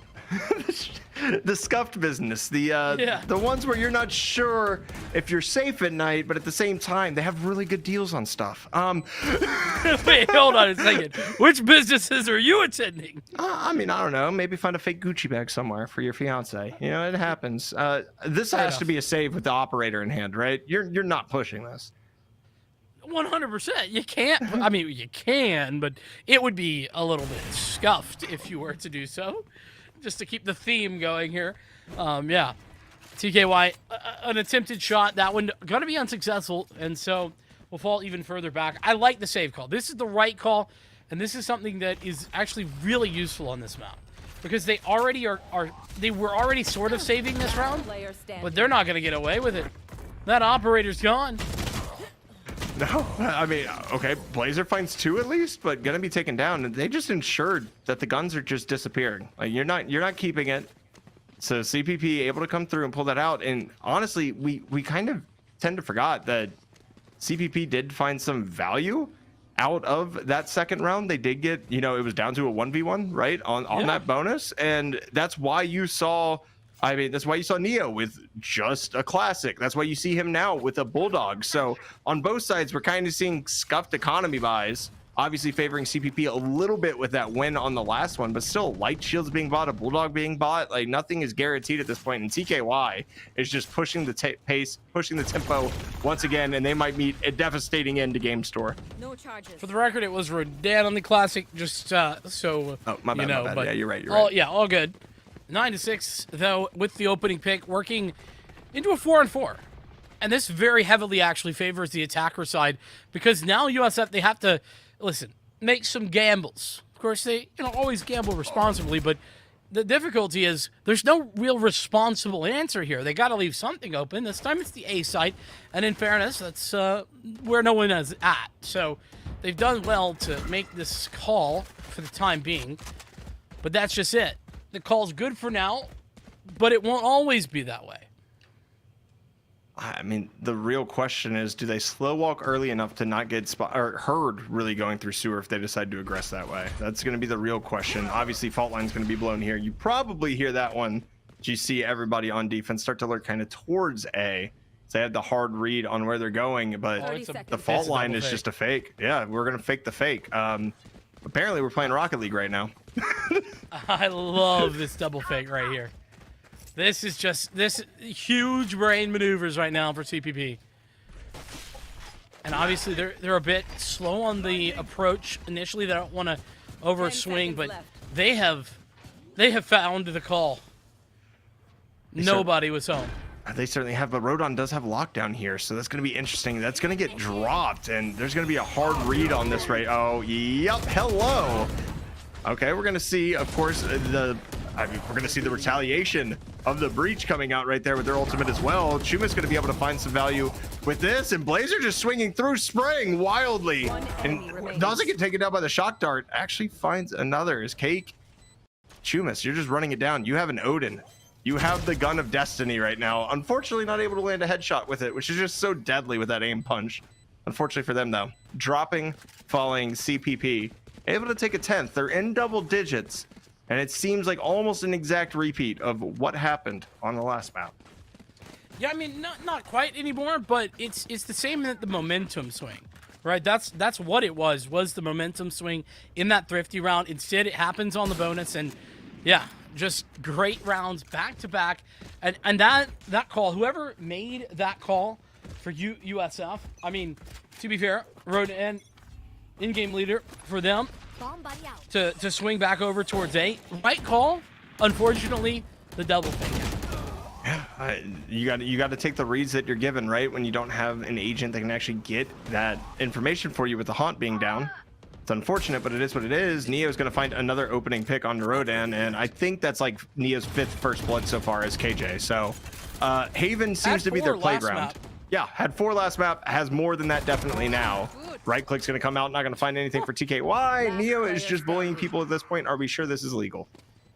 I mean, definitely legal. Nice? No, it's very mean. Very, very mean. Chumas, though, that's some nice work done with the weapon of choice, it feels like. Chumas on the sheriff's been really good. Nonetheless, it's good but not great. And so, great is round winning. Good is, oh, hey, good. They got a couple kills.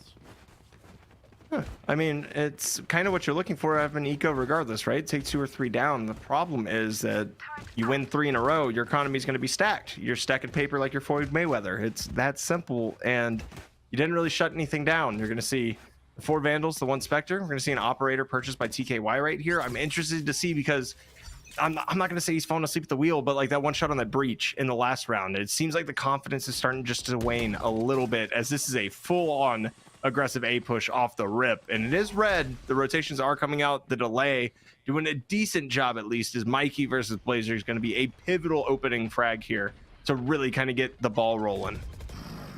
I like this paint shells, just really force out anybody playing that close range endeavor. Nobody close at this point. Blazer's falling all the way back with the shrouded step, and there's the push out onto the site. So the plant does go down, but Chumas getting that kill on the game store. That's the first step in this, but Mikey clawing things back. TKY invested into that operator. He said it might have looked shaky, but now delivering when it matters most. 3 on 4, but the lockdown catches one. I think that's bait, honestly. I think that's bait because it was the operator that was there, but they're fully aware that they're double stacked in heaven as the trades are just coming out. Huge swings, 3 kills immediately by CPP. TKY getting hunted down right now, not able to land that one on the jump spot. Grabs the Phantom, knows they're going to die here. Tries to go down with the fight, but Neo's going to take them down. And are you going to pop the molly? A little bit of BM? Nah, we're just going to leave it on top of them. We're not going to actually pop it and try to nano swarm a dead body. So good on CPP there for, a modium of restraint. There's a word you mentioned in the last round, and I want to bring it back up. It's a very important word in the game of Valorant. It's called trades, right? Where are they? USF, they've disappeared. I don't know what happened, but USF doesn't have any. They need to restock. Unfortunately, they've just been in these situations where, sure, they get a kill or 2, but they aren't getting trade frags. And we saw it there with the crossfire, and it's because of the crossfires on those post plants that CPP has been putting into effect. TKY, you've pushed out of that C long position 3 or 4 times at this point. It's gonna get hard red. They're not gonna not clear you at that point. Like if you have the Blade Storm, you have the potential to swing around. I don't know how Mikey gets away with that, and it's 13-6. And I mean, Cal Poly once again just coming through and starting to really do work. And again, we talked about cohesiveness of utility on Fracture, right? And that led to 33 assists between the Brimstone and the Breach. Here, between Cake, of course, and Game Store, they ended up with, I believe, 22 at the beginning of that round. I don't have the final stats there because I know there was a fault line that hit, a couple of other things that came out. And I actually look at this real quick and do some quick math. It is 22 total. So that combo, regardless, like Game Store not positive 12, 13, and 12, but that's a great job of setting up your teammates again. And we're seeing that cohesiveness of utility continue to come out, continue to set up. And USF just kind of seems a little bit rattled. Like they're not able to go through and actually effectively communicate right now to be able to use that utility as effectively as the Broncos are. Yeah, they aren't doing that, and they aren't fighting those trade frags. Those are the two big things for me. Another thing I want to check it back in on. Remember the conversation we had at the beginning of this map? Mikey, a little bit slow, I think, on map number 1. Wasn't required, but you're typically going to want to expect something a little bit more from your duelist. Right back in it this time around. 21 and 13 was right there, had the opening picks, a couple of first bloods, alongside Neo, who was at 3. And this is what I was talking about. Remember how I mentioned that it isn't just 1 or 2 people who have been finding opening picks or first bloods for the side of Broncos. They are just all doing that. 3 for Mikey, 3 for Neo, 1 for Chipotle Guy, 4 for Game Store. That's your controller, by the way. And then Cake had 2. On the other side, it's really just TKY to find that consistency in that department. Yeah, I mean, you obviously want your duelists to get first bloods, but it just goes back to I'm just going to start calling it what it is. It's the Wombo combo. It's the utility setups that allow anybody to frag on this CPP team. It's easy to shoot somebody when they're fault lined unless you're me. It's easy to kill somebody who's blinded and has their back turned to you. And it's just, we continue to see these opportunities that continue to present themselves for the Broncos and give themselves easy kills and easy kind of round swings, right? Those mid-round frags are all utility-based, essentially, and it really allows everything to be opened up. So, Vincent, before we hop number 3, I just want to see if you have any final thoughts on how kind of USF could bring it back, because they are on match point now. I mean, my thoughts are, I think they need to shoot back a little bit harder. I think they need to be positioned a little bit better to put themselves in those spots to trade. Those are the key points for me. We're going to see if they can figure that out during this break. We're going to head to that right now, and Lotus will be coming up when we come back.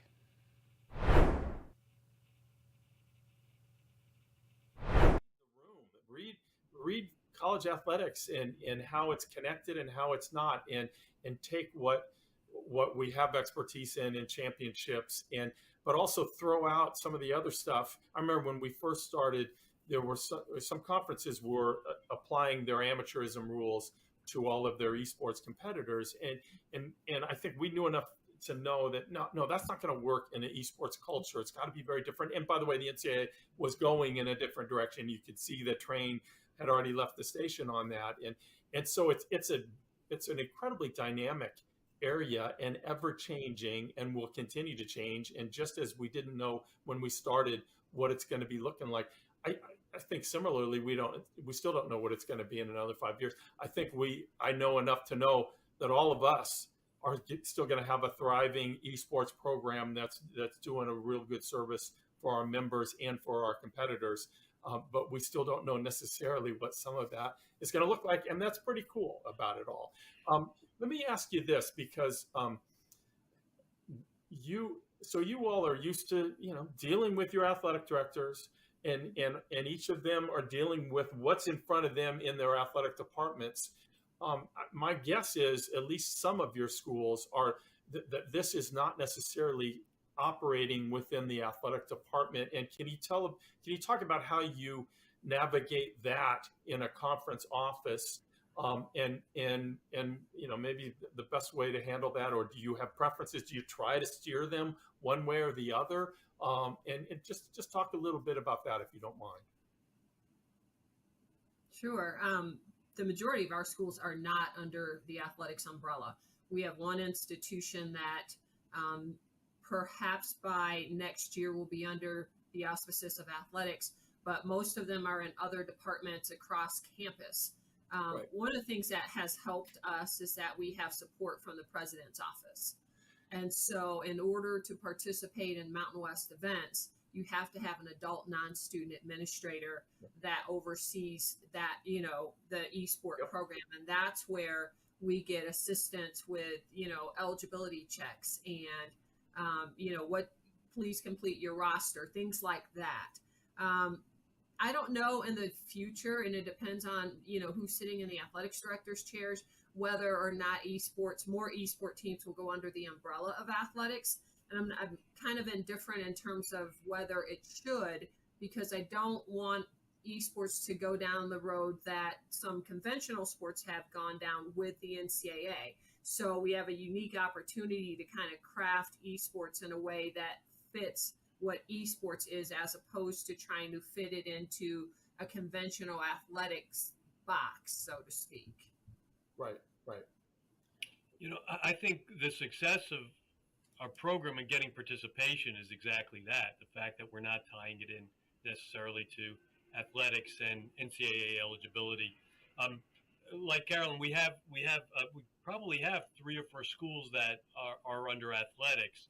And I know it puts them in a difficult position sometimes trying to make some decisions. I got a request recently to consider allowing part-time students to participate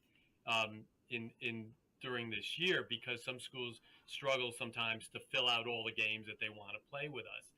And we held off on that for now. You know, we defer to the institution and say, what's your policy for those that are under student development or activities? What's your policy for allowing students to participate?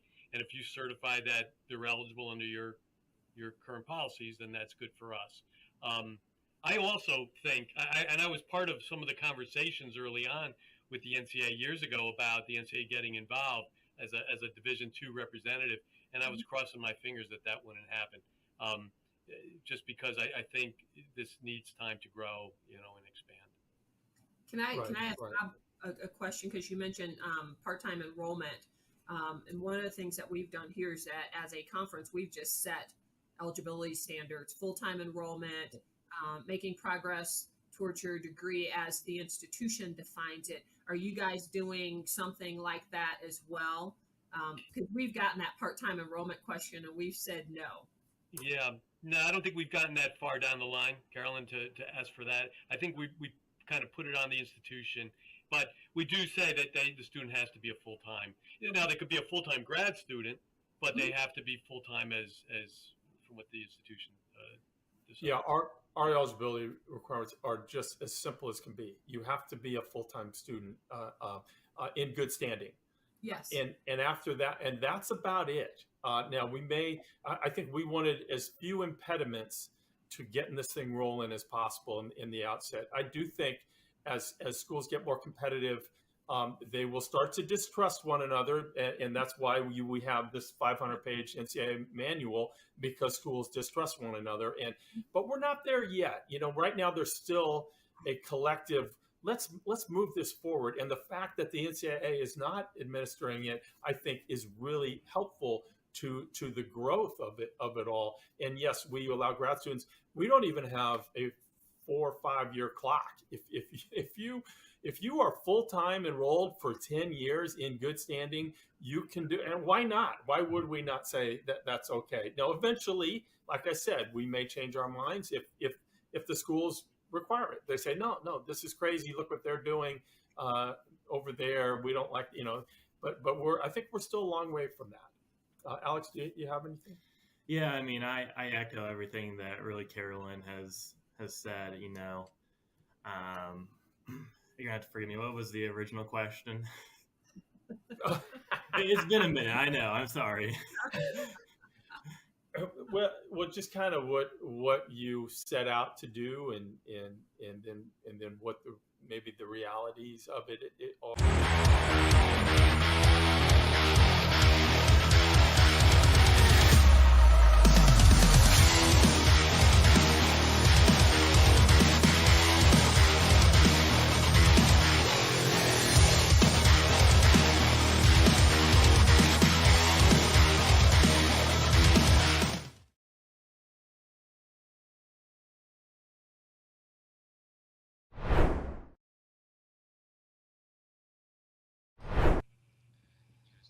Hello and welcome back to Esports U. Of course, my name is Visionary One. Alongside me, Vincent. For the last 2 maps, we've seen the Broncos kind of dominate the utility game, dominate both the macro game and the micro game, and it's led us here to match point, which is going to be on Lotus.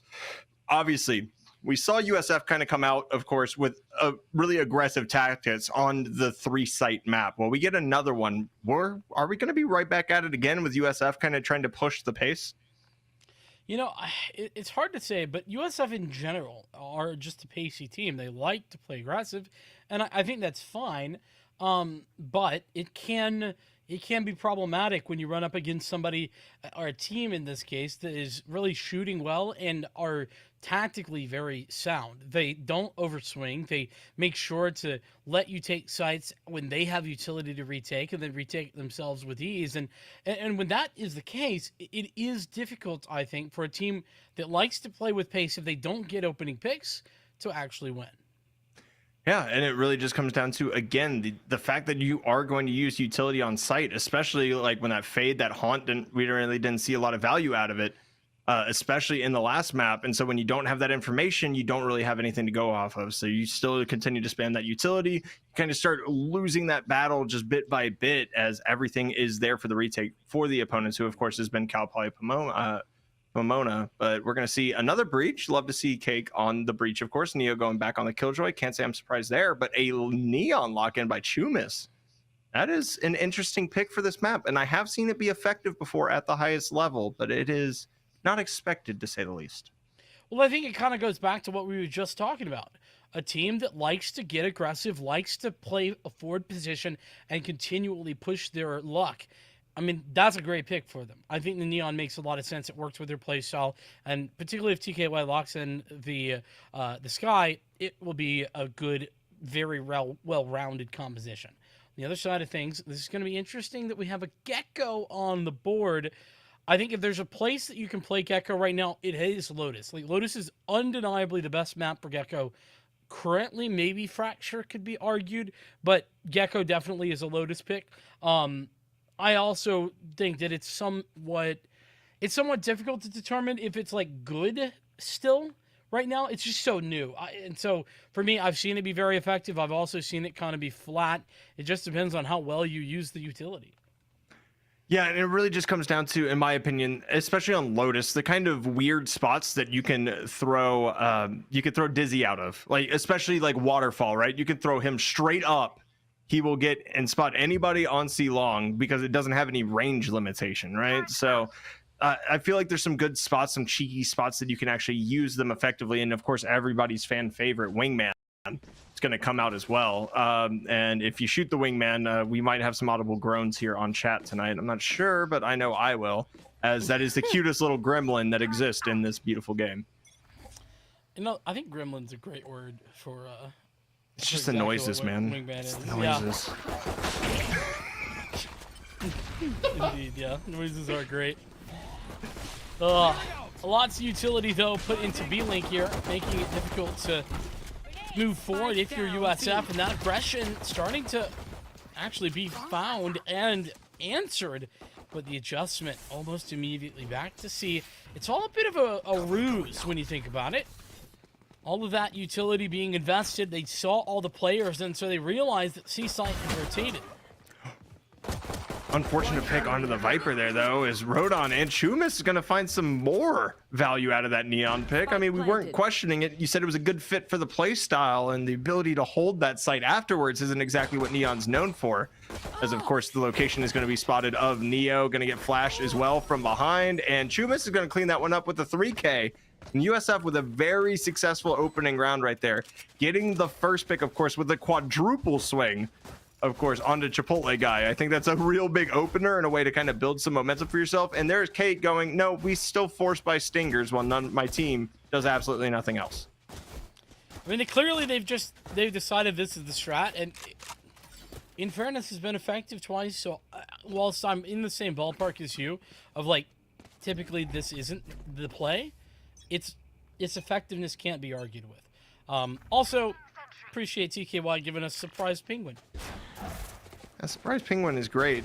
You know what else is also great is Cake probably just telling his team right now that, hey, I got mine, so I'm buying a Stinger anyway. Does anybody else have frags? Don't tell me what to do, all right? Don't tell me what to do, as this is an aggressive B hit. And honestly, it's kind of surprising to see as TKY and Rodon are both going to get value out of it, and then you're just going to make me eat my words as Chumis comes around the site as well. That's actually 3 Phantoms invested in this round, by the way, as the smoke is here for Chipotle guy. Gonna get flashed, gonna get spammed, and that is wraps, of course. Give Neo all the way, finally pushing through B, and hello, your screen is lit up, you've been flashbanged, and you are dead. It's gonna be 2-0, fully flawless Anti-eco right there with 3. I mean, that was a rather large investment as well, but that also bodes well for this next round coming up, that you get to carry 3 Phantoms over. Yeah, and I think that this is maybe an adjustment from USF, thinking like CPP, they went for that weird buy every single last time that we've been in an anti-eco round after a pistol win. Let's just buy aggressively. Let's make sure that we have the weapons and that we're going to be best suited to take those fights, and it works out. So, first gun round, a little less weaponry at hand because of that purchase, but it's not too bad. It's just a little bit worse than it would have been. Nonetheless, split here. Working a 3-1-1 right now. 3 players quick to the rotate for B should they be needed, but they're pretty much committed to A. And this fight, it's a little bit of a struggle to hit that shot, but Chipotle guy does connect. TKY answers right back, but unfortunately on the reload, GameStar is able to find one. Rodon has the trade, and this is what we wanted to see the entirety of the last map out of USF, is the ability to come out and actually trade their teammates. They're doing a much better job of it, and that's why they're able to hold this round down so far. Some spam is going to tag Neo, but Mikey is going to find the first pick. Neo is going to swing once again, just on the hesitation from knowing that somebody is indoor, and it's going to be 2-1. CPP finally going to pull the first round here on the big buy round, but again, they lost 3 guns, so it's going to be interesting to see what they end up buying here. It's going to be light shields, full guns all the way around, except for a Guardian. Yeah, I mean, relatively good enough. When they have 2 players surviving, they can probably get the buys out, and they do. On the other side of things for USF, expectedly, because of their flawless victory, they have no money troubles. They're very much living life and having a good time here with plenty of cash. An initial utility though out towards A almost immediately, pushing USF to aggress elsewhere, and it's straight back towards C. Immediate decision for Chumas. I like teams being decisive here though. I mean, if you're gonna make those calls, do it aggressively, do it with confidence, and go ahead and get yourself a site. You're gonna see the Seekers being burned here as well, and round number 4 already claimed, and they're also not going to be able to find much. Obviously, a little bit of intel given. Good line coming out onto TKY. Mikey's able to find one. Rodon and Mikey continue trading back and forth. Rodon somehow finds another as well, and now it's a 3v2. Neo, little spray and pray right there, going to work out in their favor because of Valorant's precise gunplay. As Rodon finds a 4th, not going to get the ace though. Player standing.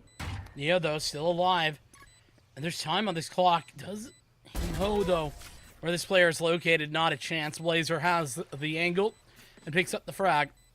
3-1. So Cal Poly, they win the round with or going up against the bonus, but they lose against the full guns instantly thereafter. And well, giving CPP a bit of their own medicine as USF there. Yeah, and it kind of comes down to a difference of composition here as well, right? Like having a double controller, even on attack, allows you to control the map. It allows you to default that Viper Wall A every single round, and it just gives you a little bit more space to work with. Now we're going to see a very aggressive push coming out. Nice little one-way by GameStar trying to find some value, but it's going to be the spray down coming, of course, from the overdrive. Make it 2. Chumas just running through the entirety right now of CPP's back line. Now, can they hit the front line here, knowing that maybe not hearing that they're on B? You know what? This is Dogwater Ultimate, and I love that it's being used in this round against pistols. This is precisely how you should use that. The best possible outcome. Okay. Yeah. Chumas going to go down, but didn't have anything, so it doesn't matter. And that's what I mean. Like, great decision-making there from Chumas to use the overdrive. I love it. Just save a little bank as the spray's going to actually get there from right. Couple of blinds landed by Dizzy, not going to be able to find any value except through the spray, through the smoke. As Chipotle guy just kind of lurking back over here right now. TKY on the re-aggress back on the flank. The flash going to come out. Only gets the half flash and going to pay the price with their life. Cake's going to find it, get traded right away. And there is the beauty that is the run and gun by Blazer. It is going to be 1-4. USF looking a lot more cohesive in this map number 3 so far on attack. Now, it's always difficult, Vincent, right? Because when I think about Lotus, I think about how it's not fully fleshed out yet as far as what comp is best, what strategies are we going to run. And so when chaos kind of ensues, I always think that leans a little bit attacker sided. So it's going to be interesting to see how many CPP can get here and see if they can bring it back. Also only having the one controller on their comp. Honestly, I think Lotus is pretty attacker sided right now. I'm not using data to back that up, so I could be wrong, and I'm happy to admit that it's true, but I think that just from what I've seen in the collegiate space, which I've seen a lot in collegiate specifically, I feel like Lotus just kind of trends towards attacker. That said, the defense can certainly do damage, and, you know, it's not like it's a 10-2 type of thing.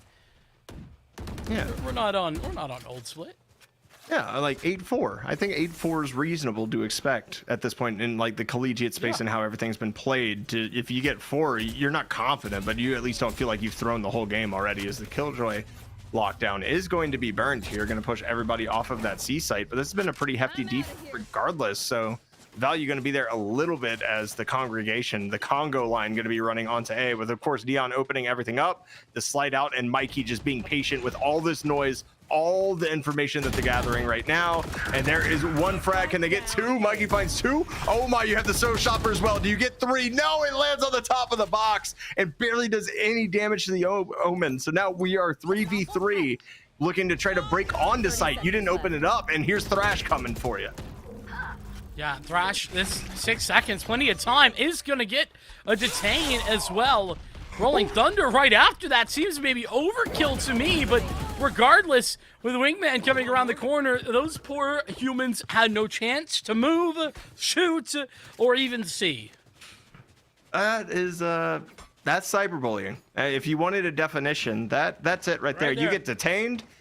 Didn't even have to burn the Rolling Thunder, right? But they didn't know that it was both detained because unfortunately the voice line isn't got 2 like it is with with certain things. It's quite literally just Thrash got him, and okay, well, let's just Rolling Thunder secure the round. It is what it is. CPP does a great job there of combining the ultimates and really just a better job of delaying. Mikey with the patience just to sit on the back line of A, as well as Chipotle guy. Hello, that is extremely aggressive and kind of just catches right out. Yeah, I don't know what Wright was doing there. It just kind of seemed out in the open. I don't know if the mosh pit forced him out of position or what, but regardless, the outcome is a man advantage in the hands of Cal Poly. Now the lockdown's going to come through, but there's nobody in its vicinity, and so nobody has to get out of the way of it as they move over towards the A site. This is actually really only served to confirm what they already thought was the case. As Wingman moving forward, Dizzy sent out just to get the confirmation, and the Viper's Pit connected, but it's still massively advantageous for USF right now. One enemy remaining. Not so much anymore, though, as only the Viper remains, and obviously the Pit. Good spot to be in right here, but as soon as you shoot, they know that they're there, but as soon as you shoot, you lose the potential, and yeah, just going to be a collapse onto that corner, and an easy defuse, and it's not Wingman defusing. Come on, Chipotle guy, you're better than that. They tossed out Wingman. I don't know if they grabbed it back. You can reclaim Wingman. I know. It's the key feature of Gecko is all your utility is basically infinitely reusable except for Thrash, who only gets a 2-term limit. It's like the U.S. president. That comparison is very funny, actually. But yeah, you're not wrong. You're not wrong. It's more like Wingman is the Senate. Dizzy is the House of Representatives. They don't have term limits, but the president does, and that's Thrash. And once he hits you, he has ultimate rule, right? So maybe it is. Maybe Gecko is just a reclamation or an inventive way of seeing the U.S. legislative system. There, you learned something today. That was very creative. I'm loving this. Trubis not loving life. In fact, death bit preferable, as they will be going there. As Rodan gets the shot, at least the other direction. That's over towards A main, but Neo with continuation spray. Great stuff. You don't always see the spray control in this game, but when you do, man, it's so fun to watch. Very reminiscent of Trent The fact that really set the guard apart was they were able to spray control Vandals extremely well. And when you see people able to get that done, it's just the stray headshot is just instant death. And it brings you so much value when you're able to win a gunfight with a Vandal at that range, because you lose to a Spectre in time to kill at that range. You lose to a Phantom in time to kill at that range if we're talking about body shots or maybe little combinations. And it's really, really difficult to get that spray transfer down. So props to Neo there, living up to the name. Of course, the chosen one from the Matrix series, doing a good job of holding it down on C. And they're going to continue to be on this site as 3 kind of continue to press a little bit. But I'm pretty sure this is going to be like a hard default and rotate kind of scenario. But Mikey is in that same position that we saw them get so much value out of the last time. You want another bit of esports lore? Yeah, let's go. Part two. Yeah. Neo, also the name of one of the best Counter-Strike players of all time. Not this time, though. Chumas making the moves. Neo had his number last time out, so it's only fair we keep it even. Thought about going from the shadows there, did right. Busy pushing out with the help of the Omen there, Game Store, but he'll go down. It's just Chipotle guy alone. He's not alone. He has 3 friends. Well, 2 this round, most likely. But Mosh, I think, has been used already. So we're going to see it. No, just Wingman. We're chilling on Wingman. So it's Chipotle guy and 1 friend. Okay. The 1 friend can defuse, however. So if you're able to actually get forward and get that done, at least you have something going for you. But you're going to have to clear out so many angles here. And most everybody playing off site here. Obviously, our Nanoswarm's already on Spike. Fake teleport coming out as well, just to give some information away. Right, might just ego peek this, but I don't know if you do that against Chipotle guy, and I'm wrong. His Apparently name, you do. Apparently you do. Apparently you just give a little jiggle peek with a Phantom, tap ahead, call it a day. And as soon as we were talking about, how offense-sided Lotus has been in the collegiate space, everything like that, just the momentum. Even though, of course, USF did pull off that round, it's just CPP continues to claw back. And we said you get 4, you're not feeling terrible. They already have that in the bank, and it's going to be up to USF here against almost a full buy again, and Chumas probably using the overdrive to see if they can get another round. Feels like, though, that momentum, whilst interrupted that round, isn't entirely alleviated if you're the USF side of things. They do have the overdrive, but, like I said, damn hard to use that in any real manner.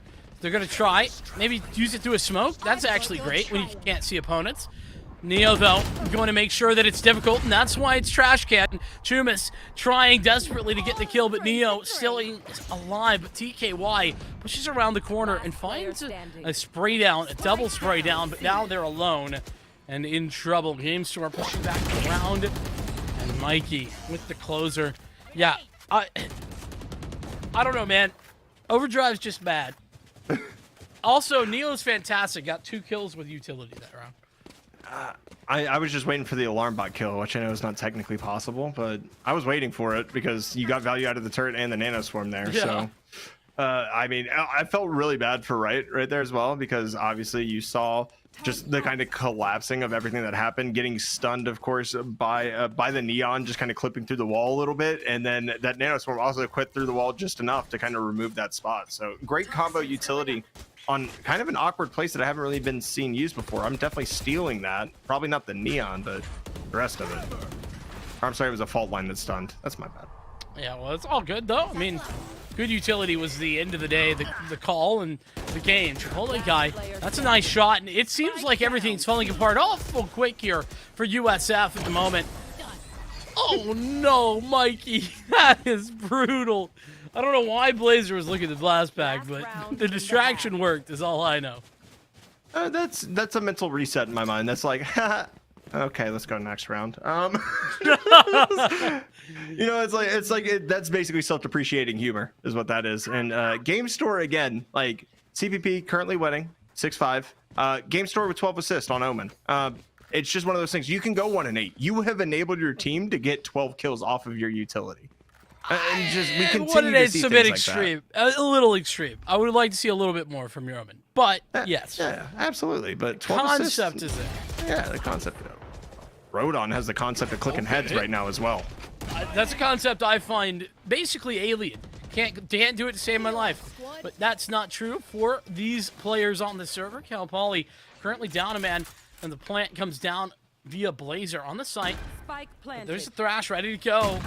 You should But they gotta survive long enough to pull it out. Chipotle guy is gone. And so, it being the last round of this half, it might be their undoing that they don't get to use that utility.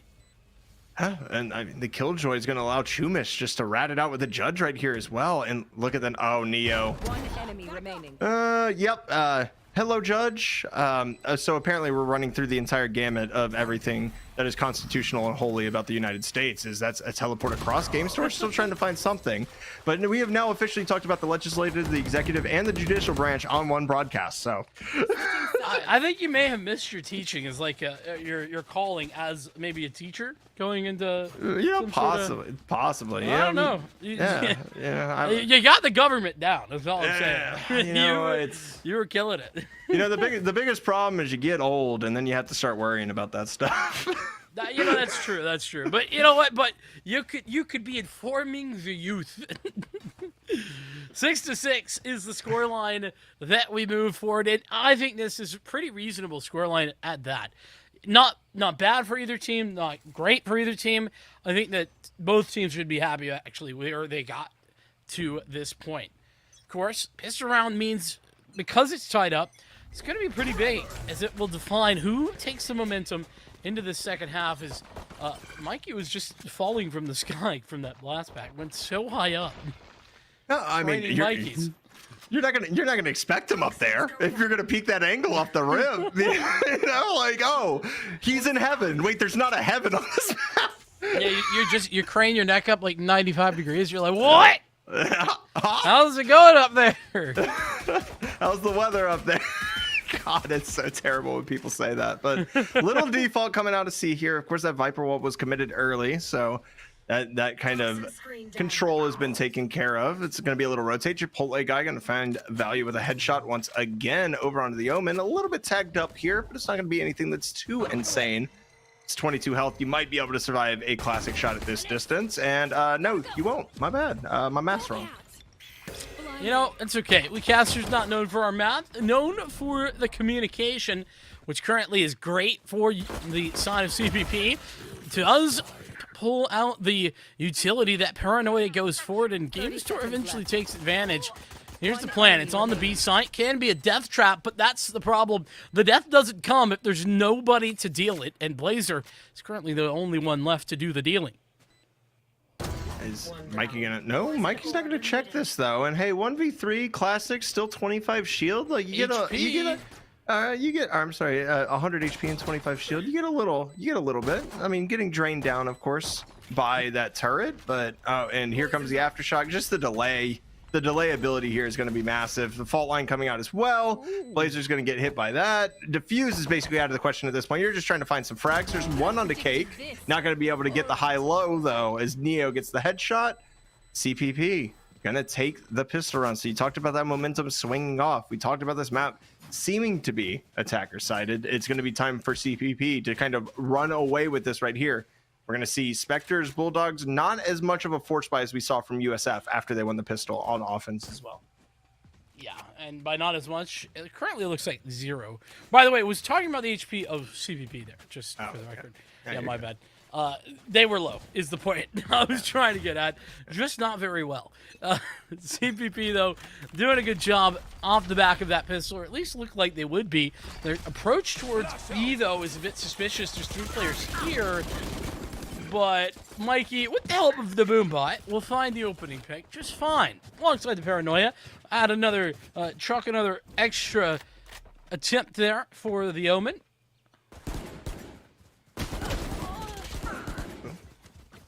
Okay, I mean, good combo again, good tradability coming out. There was no util there. It was just a little dry swing, trying to get one just in a corner. Game Store's going to find Blazer here, and this is essentially falling apart. This is the last thing that you wanted if you're USF, is the ability to not find anybody, of course.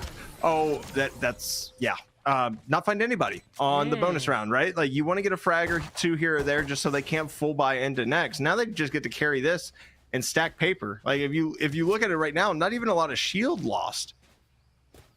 Yeah, that's an anti-eco round that you'll love to see if you're a fan of Cal Poly. Like, just absolutely Stellar. free. They are coming into this with a fantastic purchase. Well, fantastic, maybe it's a little overzealous. It's a good buy. It's not bad by any means. They have those 2 Bulldogs to work the rifles, and then the Spectres alongside those. And this is now the second round. They're putting pressure onto B early into a round. But I don't know if you've had the pleasure of talking with me about the B side on this map. It's what I like to call, in technical terms, a death trap of murder and despair.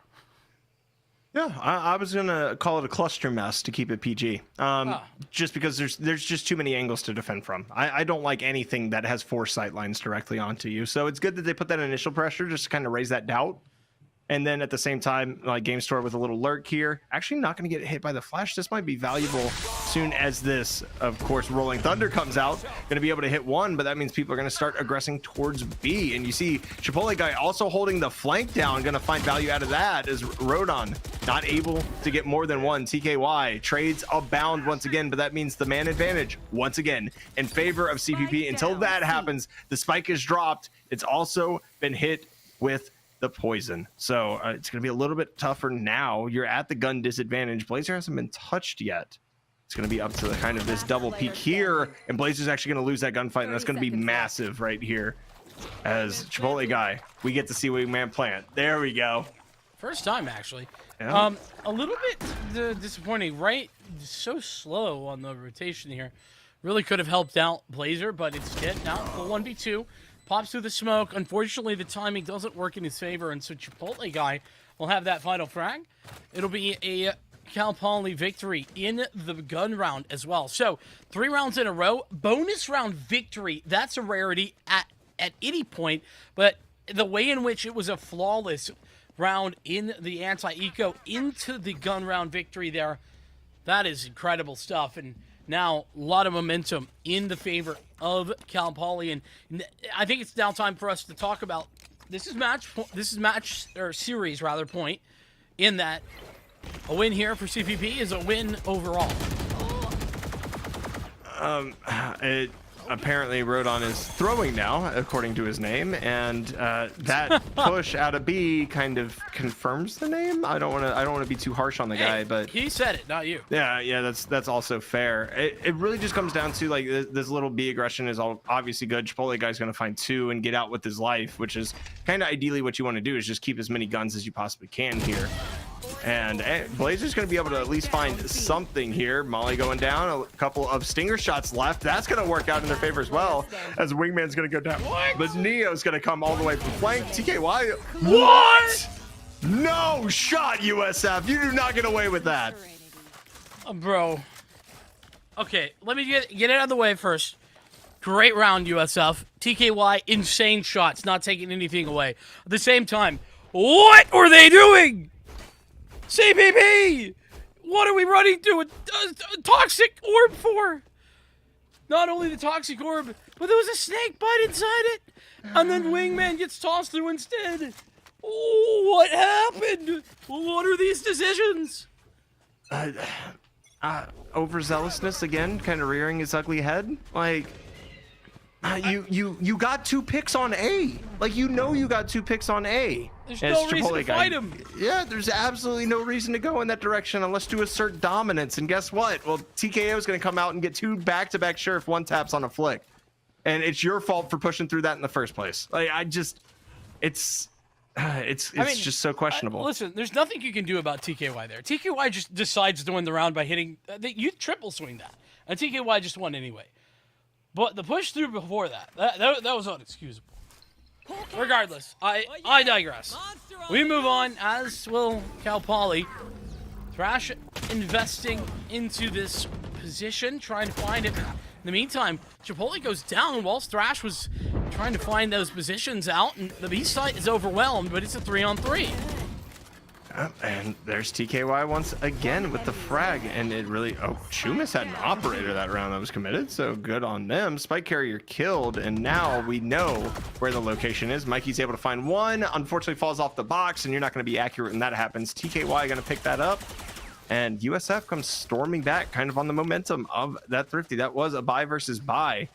And it really comes down to, like, again, like, Chipotle guy is getting that initial value, but he's not even staying alive long enough to really use Wingman. Like, I'm not seeing that utility out of the Gecko that I would really like, Vincent.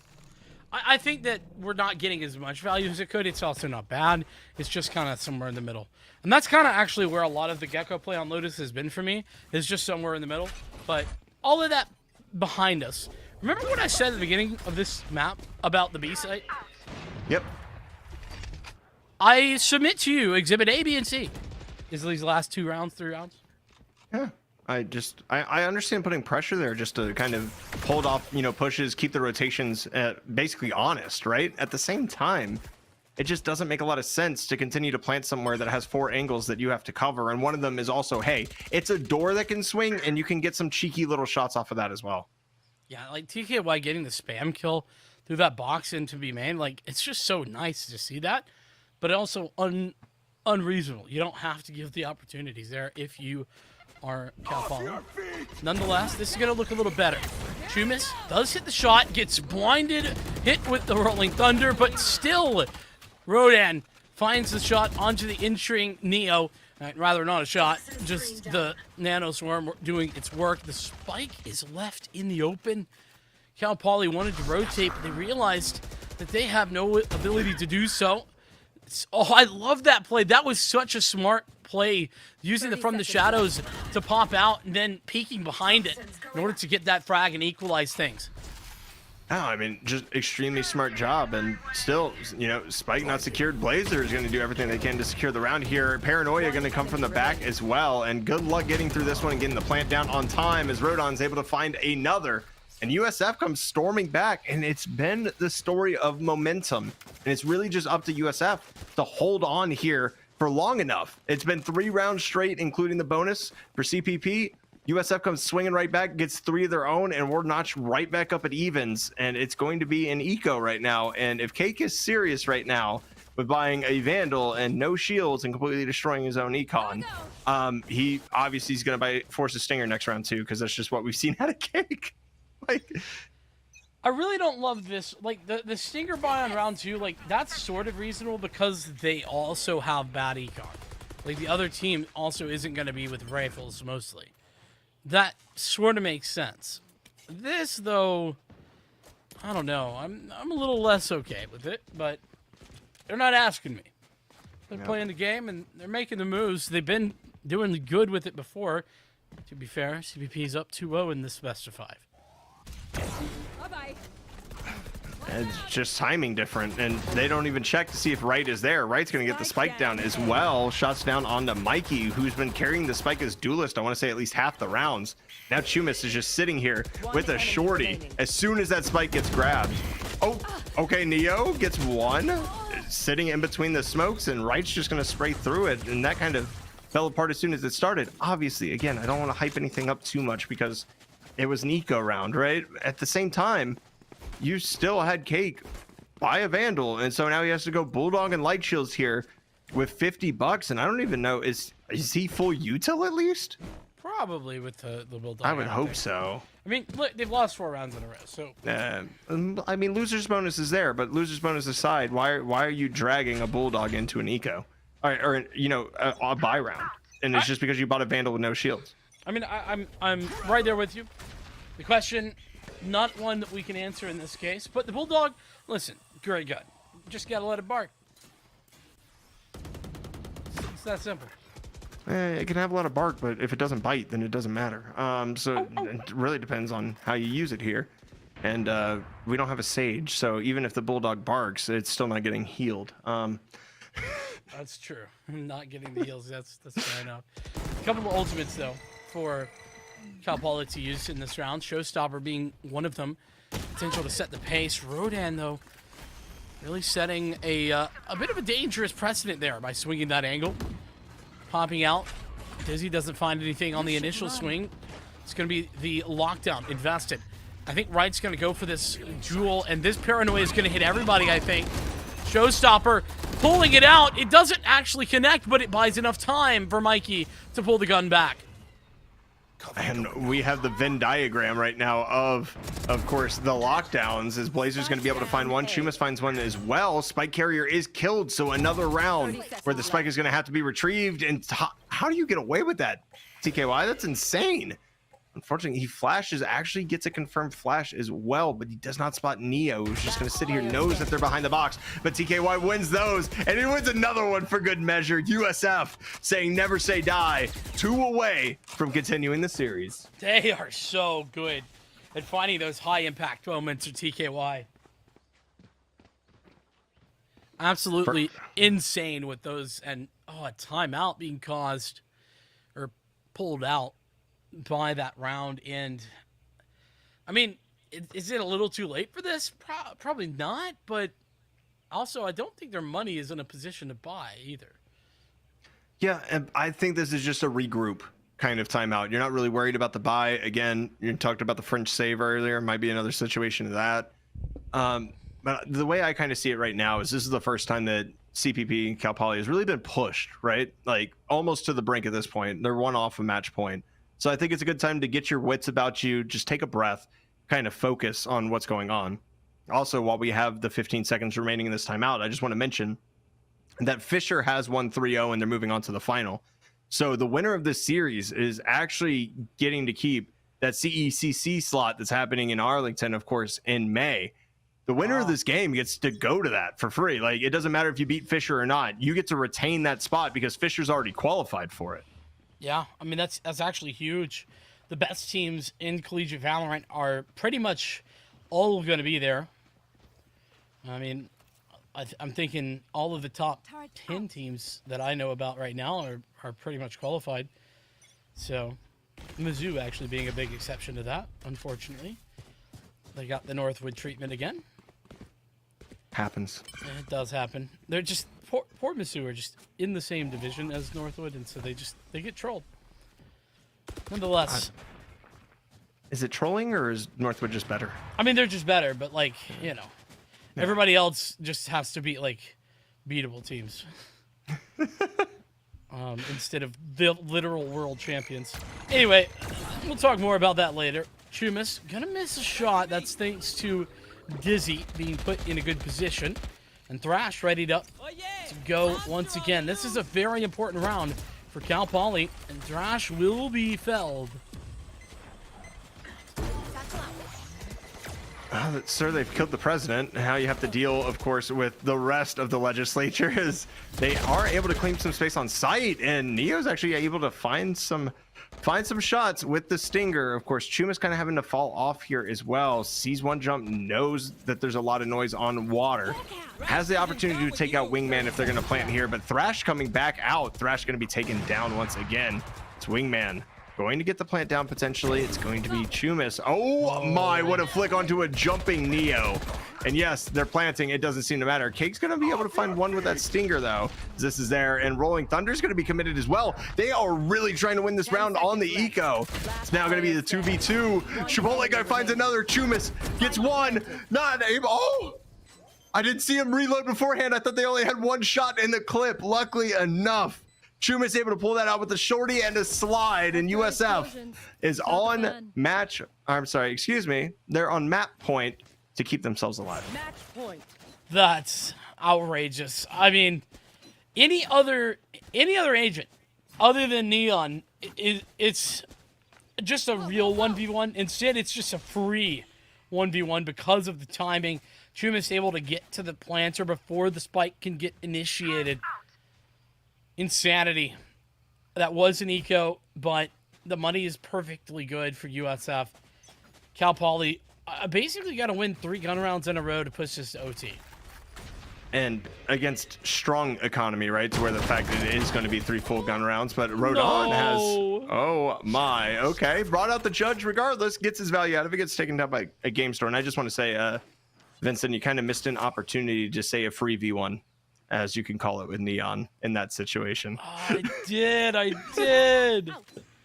Darn. Oh, missed opportunities. I'll have to do better next time. Seekers are gonna go out. Kind of like to follow that, but the flashpoint on the other side really makes it difficult to follow up. So for that, even more trading of utility. This time it's flashpoint for the Trailblazer.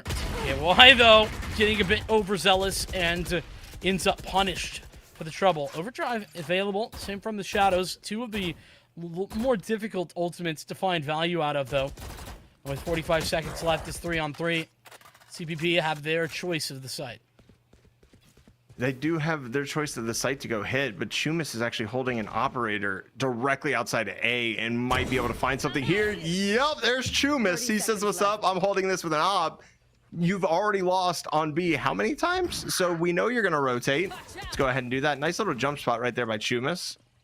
Answers directly back, of course. Another jump spot coming out, and Chumis is just bailing. He's like, yeah, you know what? They only have 15 seconds. We can get something done here. As the overdrive going to be committed, just spray downs happening all over the place. Unfortunately, the hand runs out of juice, and Emperor Palpatine has been cut down. It's Game Store trying to get the plant down to keep CPP alive. The trade is there. That's going to be it. That's a huge shot by Blazer. USF manages to stay alive. That is outrageous. First map, it was a big victory for CPP, but this one, just the biggest for USF. They make sure not only to win that map, to keep themselves in it, but it's on Cal Poly's own pick of Lotus. That sets things up brilliantly for the rest of this series to possibly hit to a 5th map, because Icebox is coming up next, and USF is elected to bring us there. Yeah, and I mean, if Icebox is their map, that's great, and that's going to play very different from the rest of the maps that we've seen so far today. I think that's the most exciting part about this, Vincent, is we're going to see a dramatic change of pace, if not only just because the map's actually bigger, to be honest with you. So USF getting their map pick has the opportunity to send this to 5. We're going to see if they're going to be able to convert, but I think Vincent and I need a little bit of a break after that one, so we're going to be right back after this. Icebox coming up in between, of course, Cal Poly and USF, thank you. I just totally blanked. That's why we need a break. Thanks, guys. We'll be right back.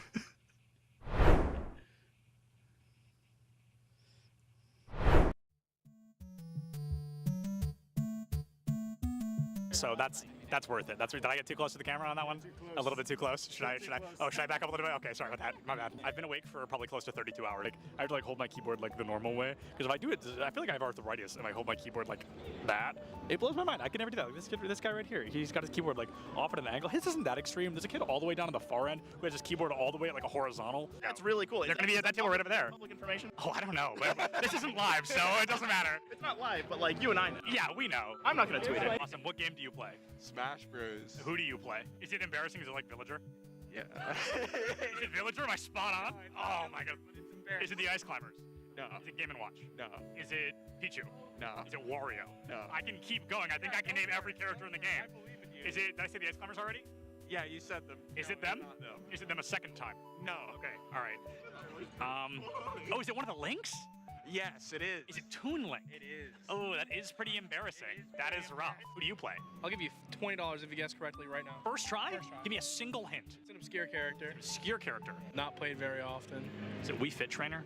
Oh my god! Oh my. I'm the interviewer for a reason, baby. I do what I do. I don't need the money. I appreciate it, though. I appreciate it. So Bowser Jr., Wii Fit, and I forgot already.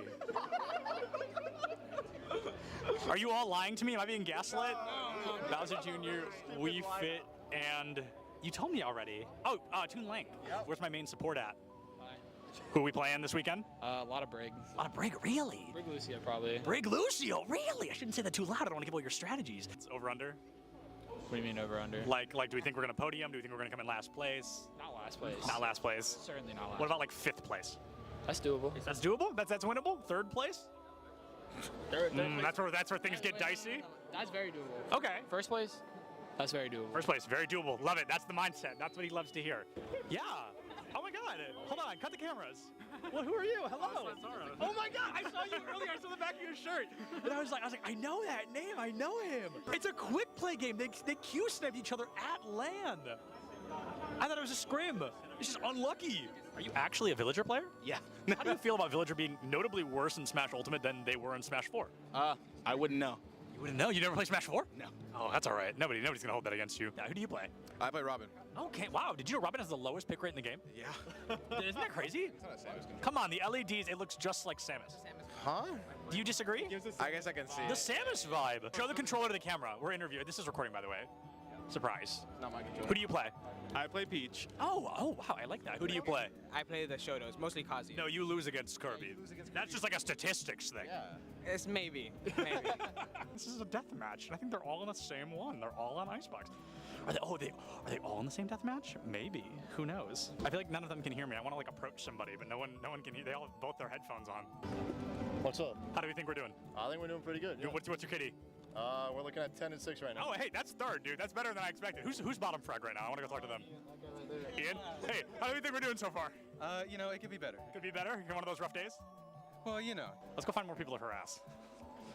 Yeah. Where's Boise State? Who's your favorite to play? Oh, right now it's got to be either Chamber or Breach. What country is Cypher from? Oh, dude. It's Moroccan, right? It is Morocco! Oh my god, I didn't think anyone was gonna get that. Oh, you're good. You're good. All right, see you later. Let's go harass Boise State more. Who is this? What school is this? Boise? This is Boise. Oh man, that's okay. Boise's still got really good odds. A Large Bagel, one of their tank players, Nerdy Bird, they're off tank. Both of them not here. A little bit scary, if we're being honest. Getting warmed up, getting ready to cast some players. No, okay, not cast, interview. Change your mindset, change your mindset. Words. No, but last words until we come back. Oh, okay. Because we're leaving. Enjoy. Oh, that was good, that was good. Anything from you? How are we doing, Polly? Awesome, thank you so much for your time.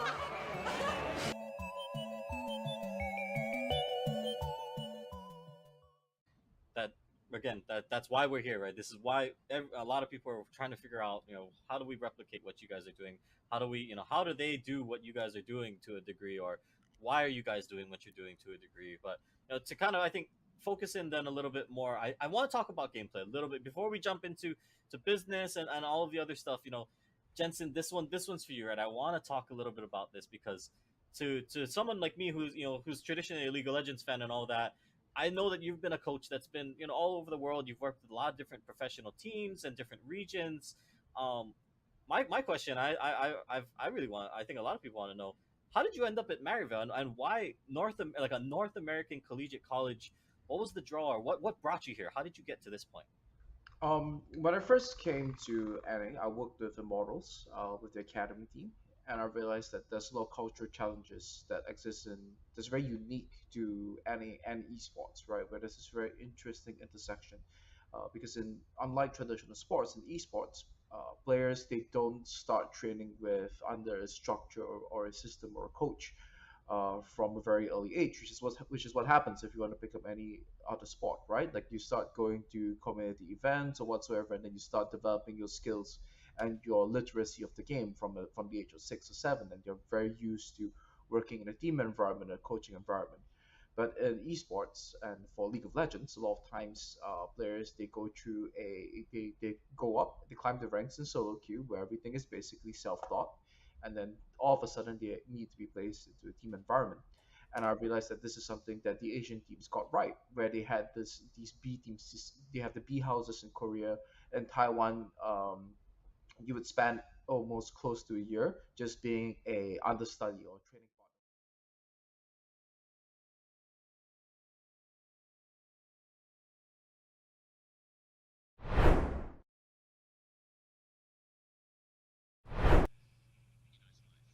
Hello and welcome back to Esports U. Of course, I'm Visionary One. Alongside me for this wild ride has been Vincent, and USF has turned this into a bit of a series.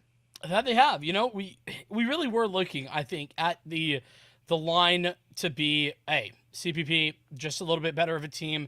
They were winning. They were on the winning train, I felt like. And I was there with them. I was pulling into the station. I loved it. It was up until there was a very specific point, and I think you and I both know it, was where USF, they took advantage of CPP kind of doing a bit of tossing on a very what was an inconsequential round that turned the tide and started the comeback, and that momentum never swung back the other way in the favor of Cal Poly. They lost at that point, and they continued to lose. Ultimately, USF picking up that map, and props to them. TKY as well stepped up big time, and the other side of that is Chumas, who was simply fantastic. So many times I feel like a player on the Neon would get a little over aggressive with the operator. Never did. Just always was holding space. It was great.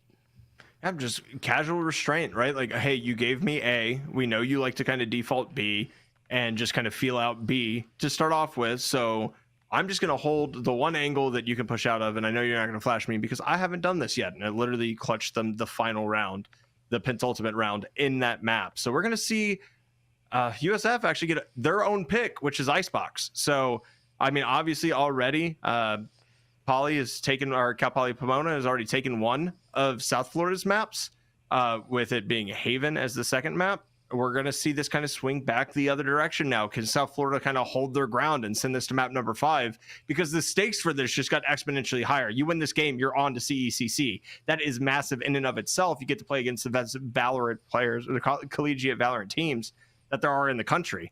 And so allowing yourself to go ahead and do that, it's going to be definitely interesting to see if South Florida can hold on under the pressure. Yeah, and it looks like pretty standard picks. I'm looking desperately as things are going away, but I think the only difference that I saw is that what specific duelist they're on.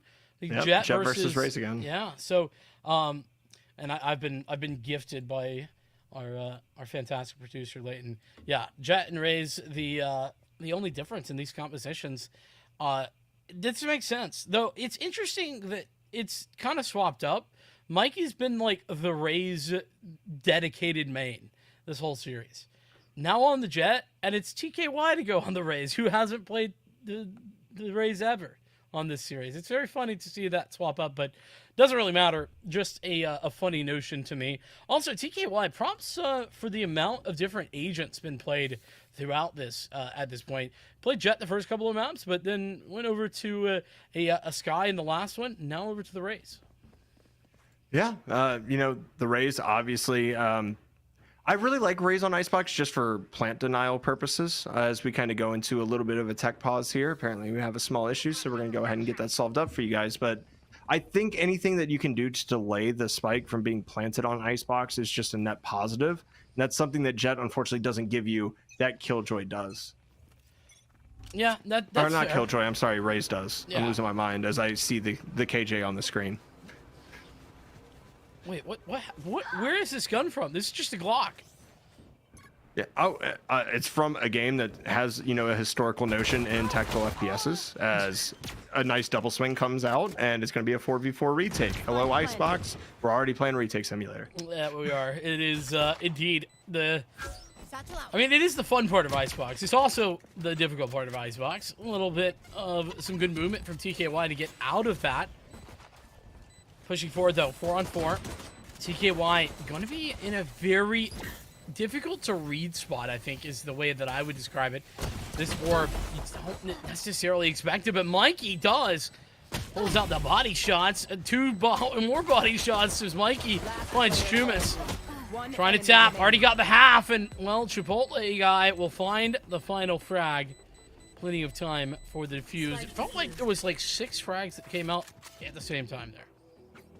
It was. The right click actually somehow found 2. I definitely love it when that happens, when you just right click and 2 bullets hit one person and kill them, and then you get the stray bullet over off to the side, and it's just like, hey, I'm gonna get a frag too. And you're free like, gun. Thanks, Classic, you're great. Just free gun, by the way. Yeah, free gun, absolutely free. Obviously CPP taking the round there, able to get, the defuse. Just, it was chaos and pandemonium kind of in the front. I really like the idea by TKY to play near that orb, as kind of something that you wouldn't expect in general. Unfortunately, it doesn't work out with him because Mikey's just completely allowed to body shot bury everybody in the server, with that Sheriff noting that nobody bought shields on the other side. So indeed, indubitably. Thank you, CPP. A little bit of a setup here towards the A side. 3 players to be precise. TKY making the moves in, and yeah, that's definitely one way to set the tone. TKY finding another frag as well on that stinger. The plant will fall down as Wright puts him in position. Mikey will eventually find TKY, but now very winnable for USF. Super winnable. You've got man advantage. You have the nano swarms. You have the snake bites. You have a ton of utility. And Rodon going to be able to get one here as well.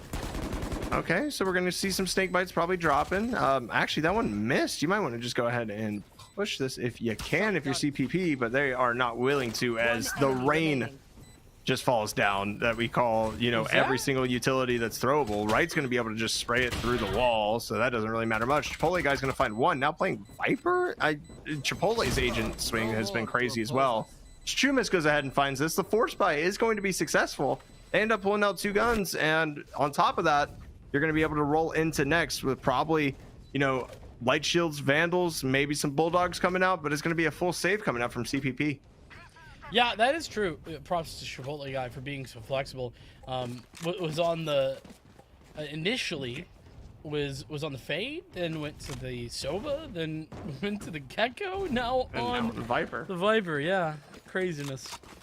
But a big round for USF. They won against the full buy there, and they bought what they could, but TKY really was the hero of the round, picking up the double kill to find the entry, allowed Right to put the spike down, and from there it was just about hanging on to that advantage TKY had so valiantly created. Nice little spot there from the Owl drone. Going to be able to get one, and the shock dart's not going to find any value from the Sova. Actually, I swear that just went through Chumis, but I mean, I guess you take those if you're a USF fan. Yep. Everybody is aggressing back onto the site, and it's looking like a potential rotate here. If you could throw Viper's wall back up and maybe give the idea that you're pushing up, you might be able to catch just about everybody, but that lurk mid is in fact coming. But do they have the weaponry to really hold anyone off? So that's going to be there. It's kind of a fake on the fake, and they realize that the dart spotting just one individual, it's all it needs for CPP to come rushing back towards the site, and Rodan gonna finally get the opening pick. I think we're 35 seconds in. They finally found one. Oh, this seems like a very reasonable round to win now for CPP. Rodan, healthy as always, going to be able to find that frag. Wall broken down. First shot, that's Game Store having the connection and picks up the second as well. There's plenty of time to wait out the Viper utility. And so this buy back and forth, and honestly not even a really significant buy from CPP in that round, is back-to-back thrifties. It's really impressive. I mean, this game starting out about as crazy as we saw back on Haven. Yeah, just back and forth we go where we stop. Nobody knows. Rodan we're gonna have a force up from USF here. Same thing. I mean, they did it before. Why not? It worked.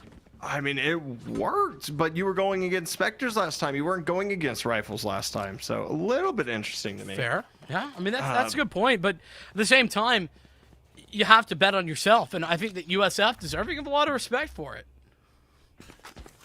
I can't disagree with you there. They definitely deserve the respect, but respect is only earned, right? So they're going to have to win this round and prove why buying is a good idea here.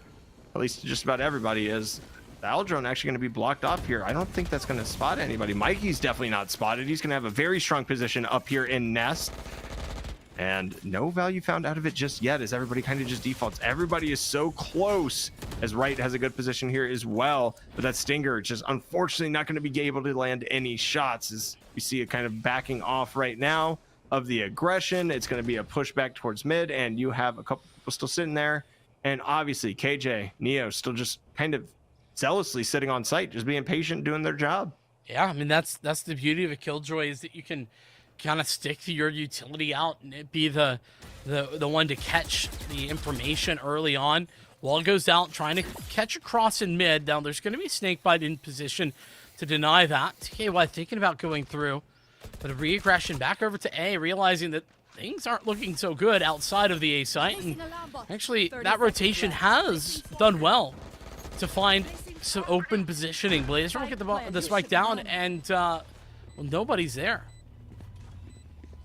Not only is nobody there, the Killjoy lockdown gets to get used as well. So you have two options. You either push it and try to break it, and that's not going to happen with the time dwindling down. So that's another 10-15 seconds that's off the spike, and now you have the molly positioning coming up with the snake bites that you're going to have to deal with. There's the orb, there's everything else. It's going to go ahead and land as well. So the delay is on right now, as Rodan almost gets sprayed to death and somehow is just ratting here in place. Going to be spotted, not able to find the utility. Of course, we have shock darts coming out as well, but Blazer's going to be picked off, and I think at this point we got to be throwing those from down below, unfortunately, and not on the actual part of nest, or I'm sorry, the back stairs over there. You have to be able to get that molly from a safe position instead of having to peek. You know, that's a really fair point, but at the same time, I don't think it mattered that round, but it will certainly matter moving forward. Nonetheless, CPP, they've won the force buy duels here, but it looks like USF not done with the force buys. They're going to go again. And to be fair, they lost a round. They get a little bit extra cash because of the loss bonus, and on top of that, they got a spike planted. So I at the one hand, I'm like, well, this is a bad idea because 5 survived for CPP, so their money isn't at all broken or busted. At the same time, though, I'm kind of like, well, you know, USF, you're right. You can get mostly a good buy. Why not do it?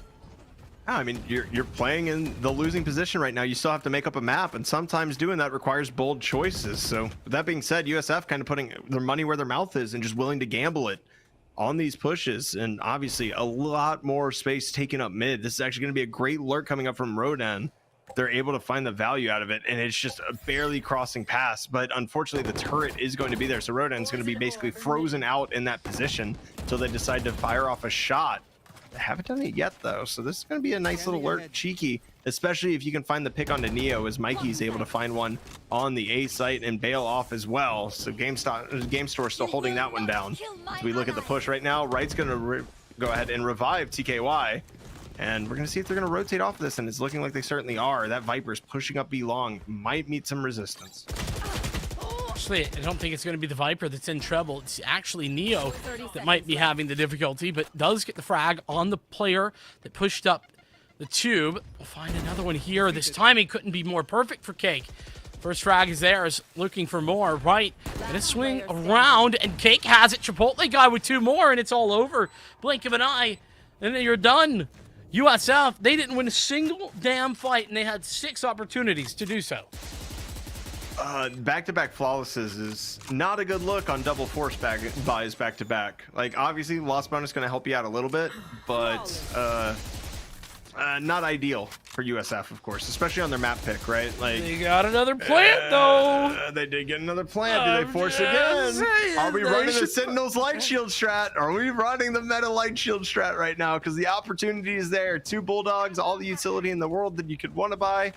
And light shields, it's there. I mean, Rodan, I can kind of see. No. I'd probably save this as well. I would probably save this, to be fair. Yeah, just like, hey, it hasn't worked twice. We don't want to dig ourselves a massive hole.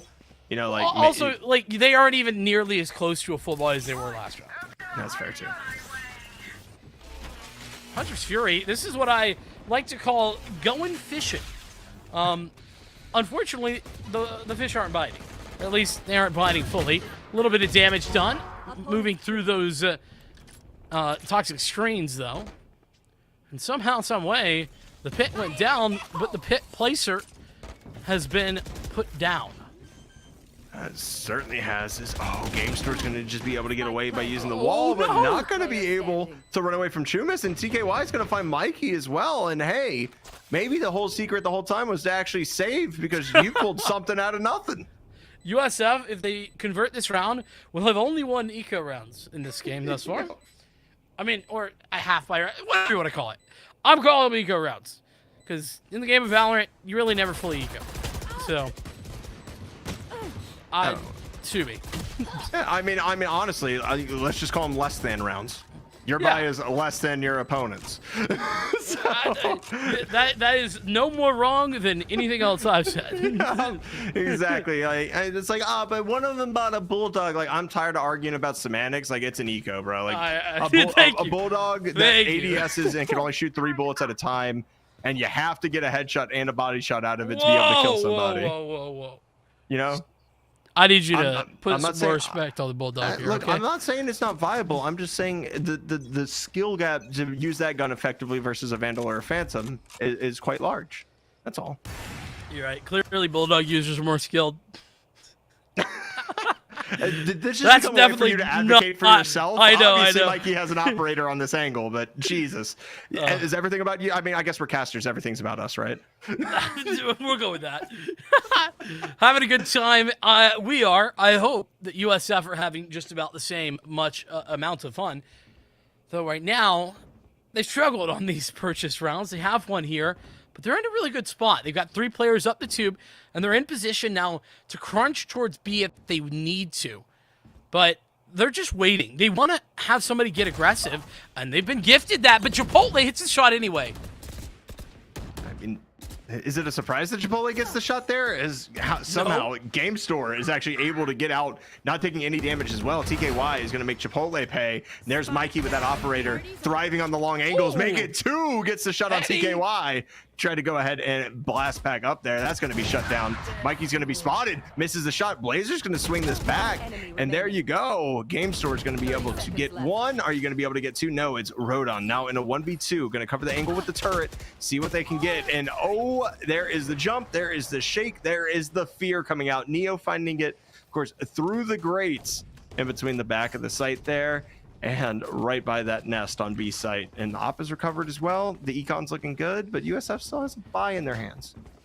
Can't forget about the snowman. Always forget about the snowman position. It's tough. Nonetheless, 5-2 USF. Yeah, I mean, this is a good buy. They're in position to make this work.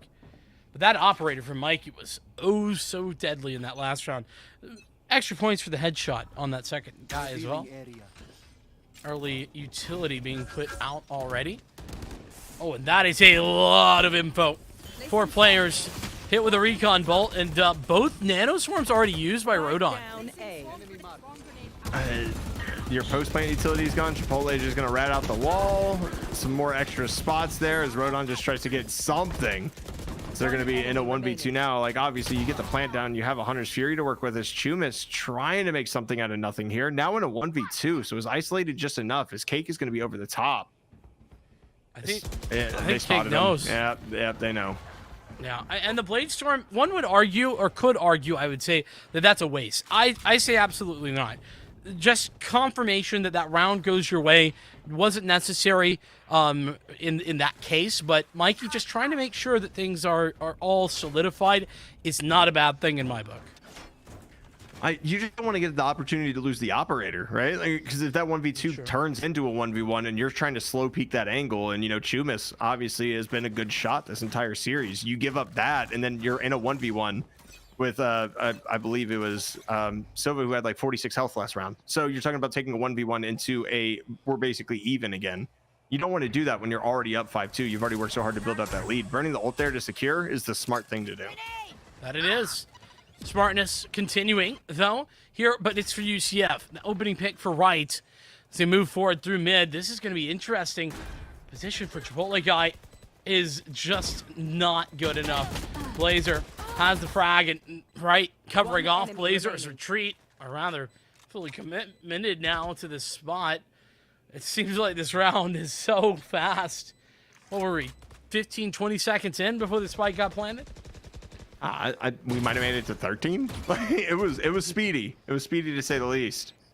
As I mean, just Neo being kind of surrounded. Oh, okay, Rodon. Jump at him. I mean, apparently he came to get down. He came to get down, so he got out of his seat and he jumped around. And they're gonna let Neo just find more frags, which is the exact opposite of what you do. You've been in the cycle of sin and deliverance, literally just trying to force buy or buy up every round. Why are you just kind of throwing guns away at that point is my question. I mean, I understand spotting them is important, but the second one swings completely unnecessary. I mean, at the end of the day, are those going to matter that much? Actually, maybe, but we'll have to see. This next round, though, going to be what determines that. Money to buy into it. They are actually going for a couple of half shields unnecessarily. And that actually will matter because, look, there's 3 Phantoms on the other side. So they might be carrying it over from the last round, though, because 3 did live. I mean, yeah, but you just rebuy. Yeah, you ain't wrong. You ain't wrong. I'm just saying, if you're worried about economy, I guess that's one way you can do it. But the Phantom always deadly, So is an operator versus light shields, but Mikey's not able to land the shot. It was on target, was just moving when he took the shot, unfortunately. Back to his B side. Has been unsuccessful at A, USF, but now at B, they've been finding some work. Unfortunately, though, the spike's still yet to be planted as the pit goes down. Committing the pit here is fine, but you actually don't have any space, and Mikey's able to take advantage of that with a close shot. Neo's actually going to spam Blazer through the pit. Wright's able to find one here, but you have to find 4 more to pull this out of the ashes, and right now everybody's just being patient, they're being smart. There's the spot. Hey, Wright finds one. You have a heal, you have a res if you can find potentially one more, but I think the pinch is going to come out. Well, there's the bait. There's a swing, and Game Store and Neo able to find both. You burn the res in that situation in a 1v4. I understand trying to kind of get the swing and isolate your 1v1s. It just doesn't work out. Listen, Fisher, it's 7-3. You got to go for it. I feel like at this point. Like also, you got to keep in mind it's semifinals, and you're up against the wall. I mean, it's 2-1 in the series. You lose the map, you lose the game, you lose the series. It's all over. Your season's done, and you don't get to go to LAN. So, like, I think it's worthwhile. You gotta give it your best shot. Unfortunately, the best wasn't quite enough there. USF, will give it another go. That is ambitious from Mikey. It's very, very punished. Down low HP, but the push continues. TKY has found very significant success in this position, especially with the Stinger. Hunter Suri back and forth. It's 1-for-1, but Chumis finds Mikey in the meantime, and there's actually no response on the other side for CPP. Yeah, and they still have no response. This Killjoy is basically going to just confirm the plant for them. They are waiting this out, of course, but I would like to see them get the plant down just a little bit earlier within the process, just because it does cover most of screens, and you can't be peeked if you're at least planning from a right angle. And there is the opponent Killjoy. So we're going to see, of course, the Molly lineups. You're going to see the snake bites coming out, but actually the lockdown is destroyed, and Wright's able to find a frag on Neo from a lurk. That's massive, but 2 traded right on back.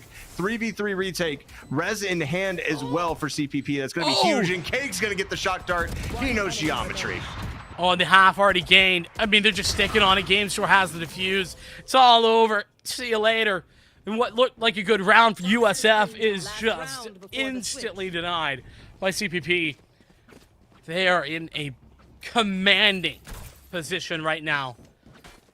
Remember, the first 2 maps taken by CPP, both 8-4 score lines at halftime. Do we see history repeat itself, or do we see the Fnatic versus Loud happen? Oh, I don't know, but yeah, I would be down. I would be down. I'm obviously down because it's USF's map pick, and I would honestly think. Oh, they lined up! They lined up, but Mikey missed. Oh, that's heartbreaking. That's heartbreaking. That's every Jet's wet dream right there, and it's just gone. It's gone. It's so sad. But I'm so devastated for Mikey on their behalf. Like, oh my. I mean, the opportunity obviously there, just unfortunate as we're gonna... Opportunity? Yeah, exactly. I didn't know my father was here, but yeah. As Blazer actually able to find a pick onto Cake, so A site actually completely free right now. This should be a free plant if they're able to get there in time. Unfortunately, it's not looking like they will. It's Mikey gonna hop up Raptors with the operator, take the early aggression, take the pick as well. So Mikey, although he didn't get the 3K collateral, he will at least find some value out of that operator. Plant's gonna be just delayed by that much, and oh well, you know what, you can peek through a wall slowly and Mikey will find you again. Oh, and he's gonna get another one here if this goes down. Oh, but great headshot there from Blazer. That's gonna really save things for USF, or at least potentially will. Resurrection coming through. Game Store bringing Mikey back to life, though the welcome wagon isn't so welcoming. Paint shells is all he gets in the hello basket. Chipotle guy, though, hits that first shot. Wright's there for a trade. It's towards Neo, though. So Chipotle still alive in the flank, and Game Store already going to be committing to get the halfway mark. Dodges on the first shot. That wall, though, not effective as Chipotle takes out the pistol. Tries to pull back and hits the second attempt. It's Chipotle once again in the clutch with a 3K. Do you believe in curses? Are you a little bit stitious, I guess is what I'm asking, because we get to see the 9-3 scoreline. You said every single game that USF has lost has been 8-4. Well, guess what? This one isn't 8-4. That's true. On paper, it's better, but I mean, yeah, who knows? Yeah, who knows? You know, there's multiple curses at play here as well. Of course, we have a wonderful member of our production team that seems to always be on for long matches. So maybe we see it, maybe we don't. It's going to be, the onus is on USF to really go ahead and convert this. And Icebox obviously being what I would call a defender-sided map, obviously not really having that mid presence there exclusively. A little bit difficult to push through, but I mean, it's tough sledding ahead. You got to get 6 just to even up. So bonus on USF. Let's see if you can convert a bonus. Let's see what you can get. I fully expect USF to start the force buys out once again. And that's actually a really good paint shell. Unfortunately, doesn't push all the way through the site, as they kind of know that there's a ton clustered here. It's just, do they know how many is Neo's able to find an opening frag? Well, it's also just about winning these duels. And Cake done it already. Chipotle guy has found another. That was a player that was aggressive towards mid. A little right clicking just for good measure. Gonna get punished. His head ripped off by Right in that endeavor. 1 on 4 though. He's already got the first. Right needs more. He definitely needs more, and it's just going to be the slow, casual play. Is he going to be able to really make it through anything here? Okay, so no hole in the wall to worry about. Knows that Neo is there. This is probably going to be double swung for certain, and the double swing is going to beat the Sheriff, as Cake is able to secure 3. CPP going to go up 10-3. Did not mean for that to run, but it did. It's going to be another force buy coming out from USF, and this is a round that they won. Like you said, 2 out of the 3 rounds that they won on the opposite side were ecos. Yeah, that's you know, on the one hand, it's like great, like that's really cool. On the other hand, when that's all you're winning, that's not so cool. In fact, it's bad, very bad. So with that said, USF with another opportunity here on the eco, but this time it's on the attack. Headed towards the B site for the time being, RCPP. And they will, it looks like, be walking into a pretty significant stack. There's mid control gathered by this KJ, and now 3 players on the B site ready to defend. Yeah, and on top of that, Chipotle is going to find an opening frag on the Rodon, so it's going to be a little bit more difficult, noting that none of that utility is there. There's Mikey getting 1, TKY with the answer immediately with a headshot of their own. Here's the grenade, going to fall down onto the sky, but peeking into 3 other individual members as the sky falls as well. Neo's going to be able to pick off Blazer. That last one, of course, coming from flank. I'm not sure if they're aware of it just yet, but they're going to be soon. Is that Blazer or B-Laser? Don't answer me. Yeah, I'm just going to ignore that one and say Right falls to Cake, who obviously has the better gun, and it's 11-3. And now you have to win every round, and you force last round, so it's going to be even more difficult for yourself to go ahead and go through that again. I almost feel like in that situation you just play you save and you just play the 11 and keep guns as long as you can. But you're right, but also I think the math works out that they should have bought because of the amount of force buys they won in the last half. Statistically, they're 66% win rate on force buy rounds. Take flight. Right? That's how that works. That's pretty good. That's pretty good. I was just saying. Yeah. You know, don't ever show me the odds, and statistics are just something that's made up to prove a point, I guess. I mean, something like that. Yeah, something like that. Just whatever. Don't ever tell me the odds. Just continue force buying and see what happens. As we get to see an Ares. We get to see the cat Ares as Chipotle finds value with a Spectre, and that the onus is not really great for that. So Dart's going to be taken care of as well by Mikey. And it's going to be up to USF to try to make some impact here, as Wright is able to remove Chipotle guy at least. So a little bit of post-plant utility going to be gone and out of the water, as this spike still hasn't gone down yet. It's not gone down, but it's also a 4-on-4, so still very winnable. TKY is going to collect the frag, but gets insta-traded with the Guardian. A little bit of information gathering going on here and now with the Owl drone. That doesn't find but 1 player still hanging out, and so now a rotation is possible here. 3-on-3. There's still enough time to go for that move. 30 seconds remaining, and it will be 30 seconds a 3-on-3 retake, but at the A site instead of B. Oh, we haven't seen, USF actually have to retake A. So it's going to be interesting to see how it works out. Everybody's kind of sussed out the fact that this is going to be a rotate, but they're going to play it together. It's the smarter move anyway, as this is probably going to drop here. We're going to give it to the KJ, going to be one off of that lockdown as well. So if things get hairy, as long as Neo finds one, they should be able to at least drop that lockdown and make that push also more important as they realize they have gun advantage and they just start backing off of this. It's going to be... Was there utility from the KJ on that spike? I don't believe so. I think it might have been burned early on B site, so that's going to be interesting with the wall coming up as well here. It's going to be a little bit more difficult as the one spray is going to be found. Right's going to be able to find one, make it Right's going to find two, Right's going to find three. Right gets a 4K, and USF once again able to win kind of a scuffed by. Is this going to be thrifty? It's not, because enough guns were brought into this round, but definitely at a disadvantage buy, and they're able to swing it through. Hold on a second. Yep, I did the calculations. The force buy definitely was the right call. Did you hear it or no? I didn't hear it. Okay, I didn't hear it.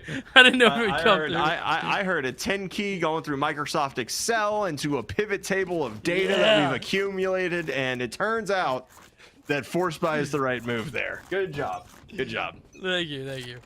All of that to say, though, CPP, they're in a bit of a spot. They have guns. I mean, they got the spike planted. They had won the previous round, and they had won it relatively easily. So all of that is going to end up into a position where they do have the idea to go for this buy to get into position where USF will still be will still be pressured, rather, into this round as well.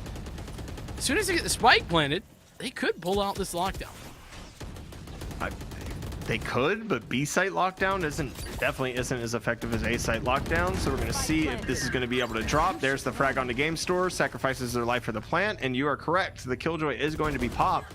My problem with it is you don't have any real establishment until now, as Neo and Mikey are able to find those frags, and now you have that space. Now you have that ability to push everybody off site, and you've bought enough time as Rodon is able to find a frag up through mid. Didn't necessarily need to take that fight at that point. There's still two players left alive, and TKY hitting shots like that may make it possible, but now they need a 1v2. A big clutch would be the moment as the snakebite goes down, the final one. TKY has the first frag and gets the second. Time is ticking, though. Can get this defuse? I think he has it. Yeah, he has it. He has it. TKY just plays that perfectly. Don't worry about it. Hey, almost a whole second. Almost a whole second. You had it. Yeah. TKY has it too, brother. TKY has it too there. 3 with a bulldog. He's showing up with your gun. And you're questioning if he has it, brother. Yeah, you're right. How dare I? Put some respect on the bulldog and put some respect on that man's name, all right? You've been hyping up the bulldog the entire time. The man gets a 3K, and does he have time? That's all me, TKY. TKY pulled out the calculator and said, bulldog's the winning move. Also, I have more than 0.8 seconds remaining to defuse the spike. Thank you. I salute you, TKY. That's on me, king. All right? My fault. The commitment of that lockdown, though, it was a good idea, but TKY just a little bit too swift on those frags. Just a little bit more time just grabbed off that clock. Like we saw, 1 second. That's all that was necessary. A bit ambitious for Mikey, I'd say. As is that plant. CPP, what's going on here, lads? It is an eco, to be fair, so getting the spike down is the most important thing that you can do there. Get you the extra $300, but TKY just running it down. Oh, TKY, are you going to try to knife? Oh my, you are not doing this right. One day. Guys, it's 11-5. Like, this is just not the time for all of this shenanigans. I understand, like, the BM, the knifing, like the jumping around trying to make them waste the sheriff bullets. I do not understand not trying to knife afterwards and just staring them in the face. They had already failed. That's what it was. Oh, fair enough. You can add insult to injury, but they just pull out a stinger and completely mop your head off. I don't think that's ideal either, as Cake's going to take a timeout here. Yeah, trolling aside, though, it is interesting to see them take a timeout at this juncture. Not saying it's a bad idea, not saying I disagree. What I am saying is that there's like a lot of rounds between now and like, oh no, they're winning. You okay? I don't know what just happened back there. Visionary's falling out of his chair. Prayers up at the chat for that, man. Well, regardless, the question marks for me are, do we need this yet? Cake, feeling yes is the answer.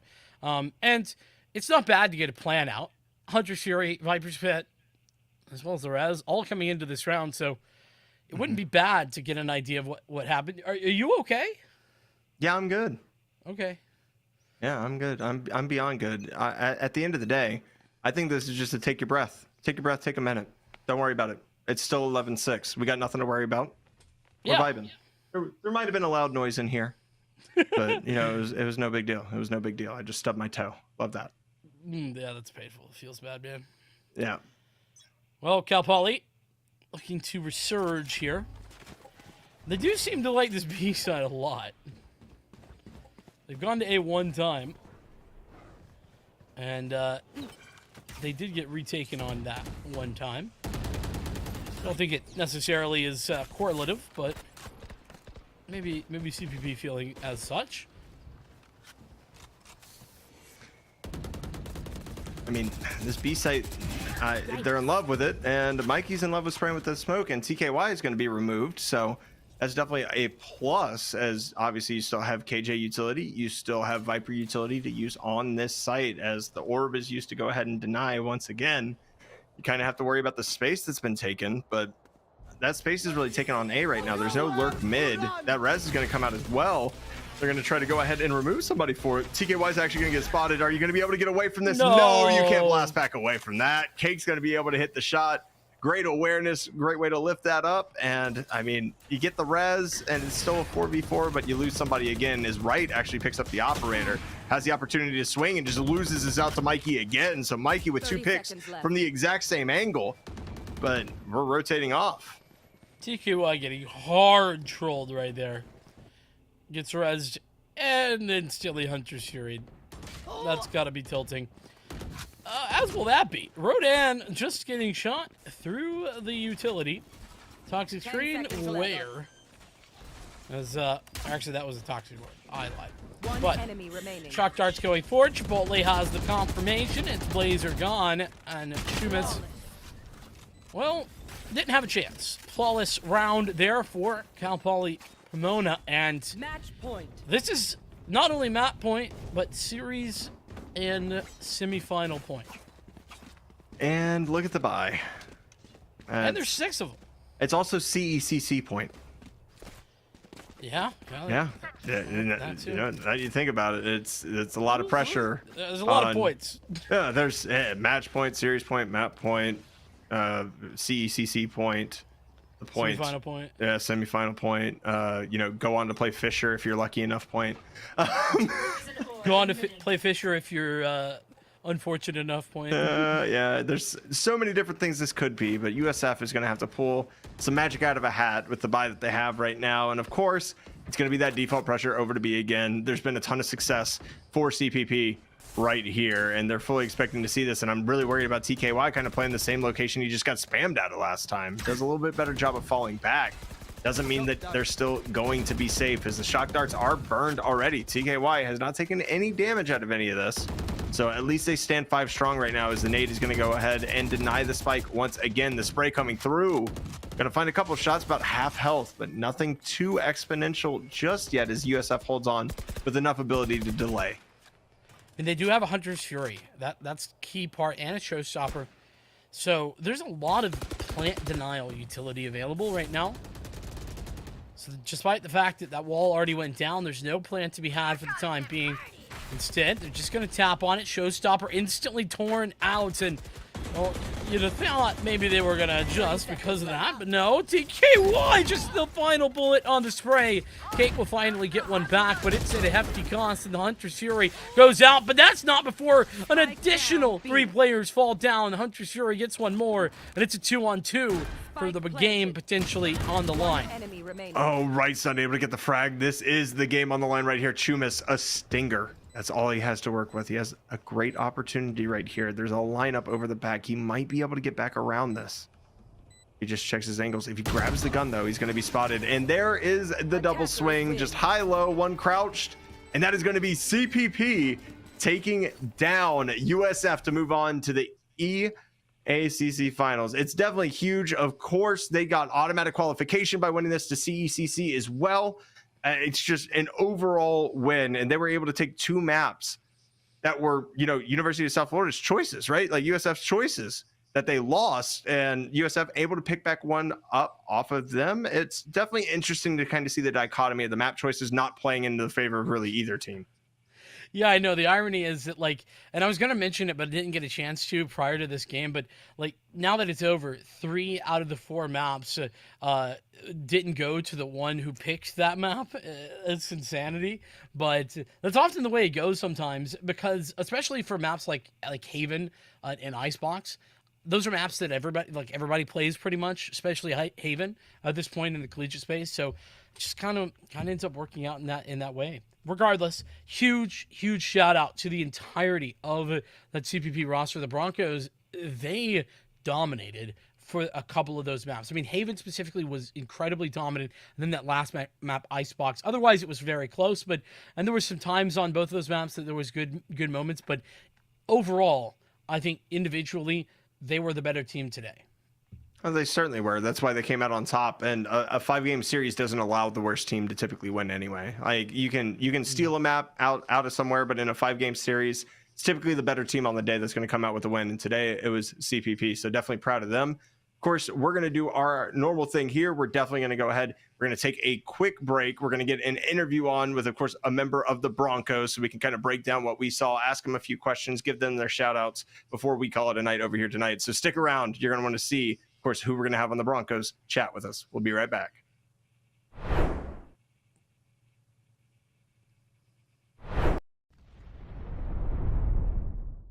We're at the Collegiate Esports Commissioners Cup. Let's make some noise. Oh, and it's going to be what? Corner judges go for 1, 2, dip. He needs more. They're doing even more here. You gotta touch the point. Mr. Collins walks it in. Toy Boy is going to drop. Knife him. Right out in front. Yeah. 3, 2, 1. Johnny.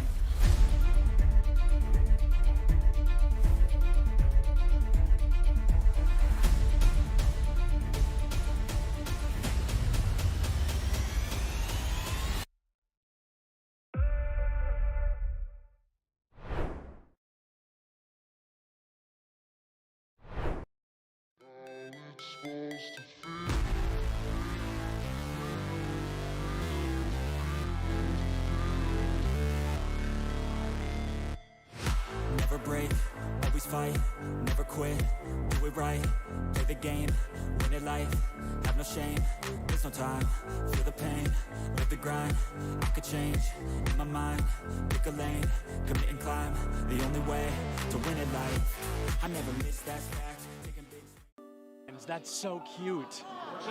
UCF, and it's really cute. I'm gonna move down here. How do we feel? The odds for UCF? What are we thinking? They got it. No, we got this. We got it. We got it. Go Knights. Charge on. 100%. My friend Nick is behind you. He's gonna record it. Don't look at him. You'll ruin the shot. Don't look at him. Don't look at him. Come on. Oh, let's go!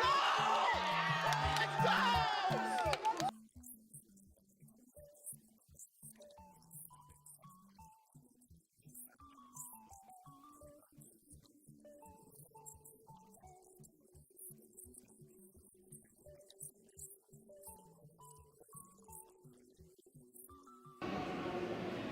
My smile's probably really creepy. I was just being weird. Oh, I love being in the shadows, though. Big shout out to the shadows. We could interview Dilly just because I think he's handsome. You weren't supposed to hear. Here's the thing about the event. I'm the greatest that's ever lived. Literally true. I know him. I think everyone knows that. I think everyone's aware of that. Hey, do you have a VIP access badge on? I actually have an all access. Oh, an all access. I thought it said VIP access. And that's only available for the best. That's true. He's right. That's a main stage TO right there. If this goes live, I'm suing everybody. It's all right. A video of me, the first clip is me saying, don't put that in. And then it was the first, cut the cameras. Oh, you're recording already? Great. So this is this is Bay State versus UCF. I believe something that we saw yesterday on day 1 of the tournament, but instead we're going to have that run back here. I think they're fighting for a spot in Grand Finals. Anarchy, one of the best Greninja players in the United States, currently struggling against a Terry notorious for that DLC privilege, being a very strong character with some very strong abilities. Greninja Not so much, considered one of the weaker characters in the game. A Falco player, one of the best in the United States, and he just got spiked by a Terry. Same Terry that took out Anarchy literally minutes ago. UCF still up by 2 stocks. This guy is looking to rip this team apart single-handedly. That is, I mean, nuts, to say the very least. Absolutely absurd. That was a disgusting spike. I cannot believe that happened. Will you hold the microphone so I can sign this? Sorry. For context, he's got a fan. He's actually signing something. He's so excited. What was it like to not hear my voice for 2 minutes? For 30 seconds, maybe. What was it like? Probably bliss. I was signing a mouse pad, which is really cool. I've never done that before. Nobody's ever asked me for a signature, so I'm going to start blushing, but I'm really excited about that. And then he wants a picture. Can you take a picture of us? I said, is it bad? She went, no. I'm going to go ahead and take that as a yes. Turns out I can't tie a tie sitting down. What do you think is the appropriate face-to-screen ratio for a Valorant player? Face to screen, like how close I sit? Yeah, like how close should a player sit? Personally, I play really, really close. I think it depends on your eyesight, but for me, I like playing close because it helps me focus on my crosshair. Is the value of sitting close, the crosshair being the only thing in your line of sight? Yeah, that's pretty much the main benefit of it. It's so funny how close some of these guys sit. Oh my goodness. What do you think is the healthy face-to-screen distance for a Valorant player? I think it's all kind of personal preference. I guess I would consider myself like pretty close when I play because I like to zone in on my crosshair. It is the second person to say that. It's all about the crosshair. And then what's up with the horizontal keyboard? I don't know, like it just kind of fits like the form when I'm close to monitor. Like I don't know, it might sound cringy, but I like to like be one with my gun, you know? No, bro, I feel it. I feel it absolutely.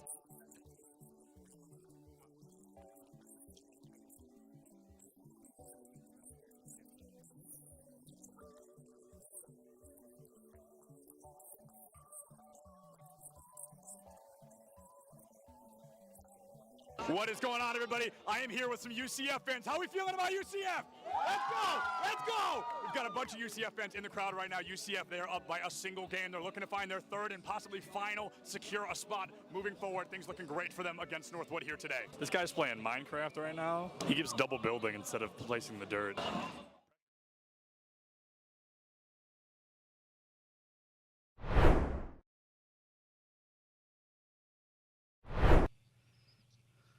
Hello and welcome back to Esports U. You just witnessed a team clinching their berth in the finals of the ECAC conference. Alongside me, of course, Visionary One is Vincent. We just got to see, of course, CPP take down that 3-1 win in this best of 5 over USF. And I got to say, obviously, brought a ton of hype moments, but I don't think anything's really more hype than to talk to somebody themselves who gets to enjoy what a victory feels like. So we're bringing on Mikey. How are you doing tonight, brother? I'm good. How are you guys? I'm doing phenomenal. You know, we got to cast some great Valorant out of y'all today. Obviously, kind of wanted to ask you, my first question is, the map picks didn't really seem to work out in almost any team's favor except y'all's first one.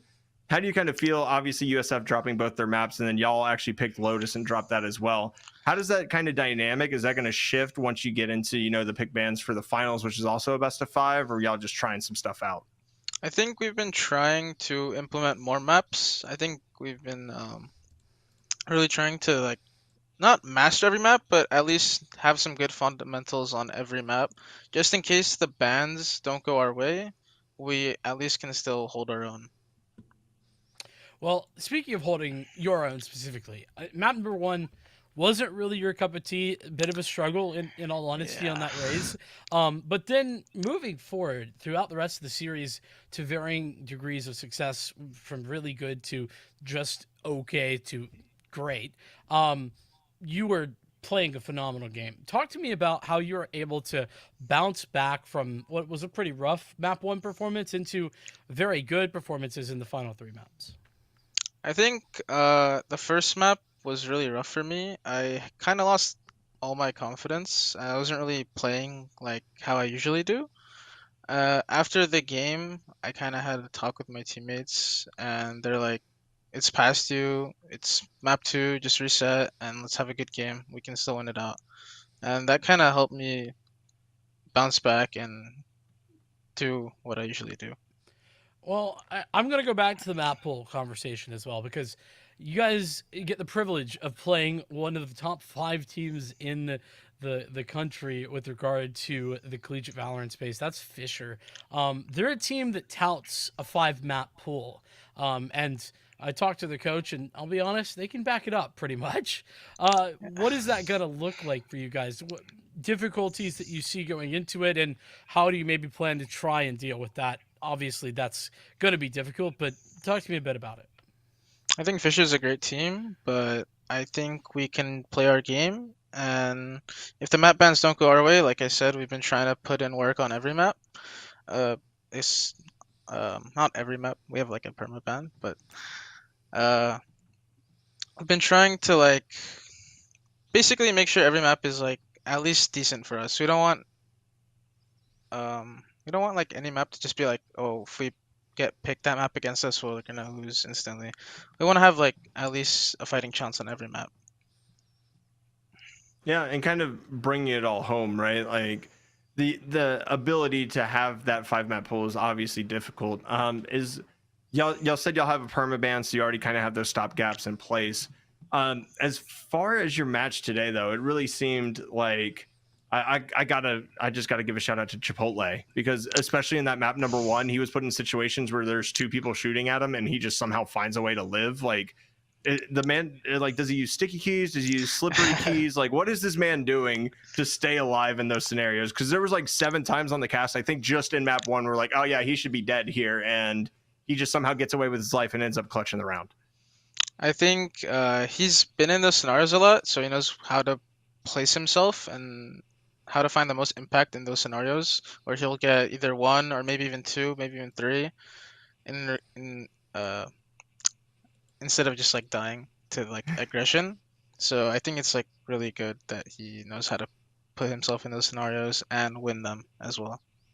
Yeah, he clutched a ton of rounds for you guys and really was integral in that map number 1 win, and y'all kind of just rode the wave through. Obviously a little hiccup on Lotus, but in a 5-map pool, it's going to be difficult to win every single one that you're choosing, of course, or every single map that's even there in front of you. So want to give you guys props for, staying the course, being able to bring it back on Icebox. And on top of that, I just want to give you the opportunity to have a shout out for anybody that's watching at home, or, your teammates, your coach, the esports management program for yourselves, obviously enabling you to be in this position in the first place. Go ahead. The floor is yours.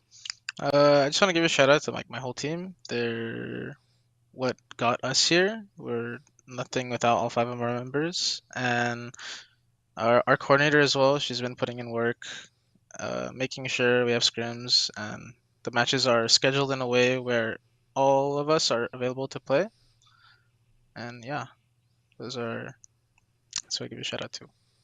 Very nice. Well, Mikey, we're going to go ahead and let you eat, because like me, you said you hadn't eaten all day. So I've at least had 1 meal today, so I can't complain as much as you, man. Go get some grub. You definitely deserve it. You played a very good game today, and good luck in the finals. Thank you. Have a nice night, guys. Thank you, Mikey. Appreciate it. Well, that about wraps it here for us, of course. Vincent, I'm going to go ahead and let you have the floor. Anything about the match that you saw that you really wanted to highlight? Was there anything along the sides of the matchup with Fisher that you really want to talk about? Or just, talk in general, man? What's on your mind?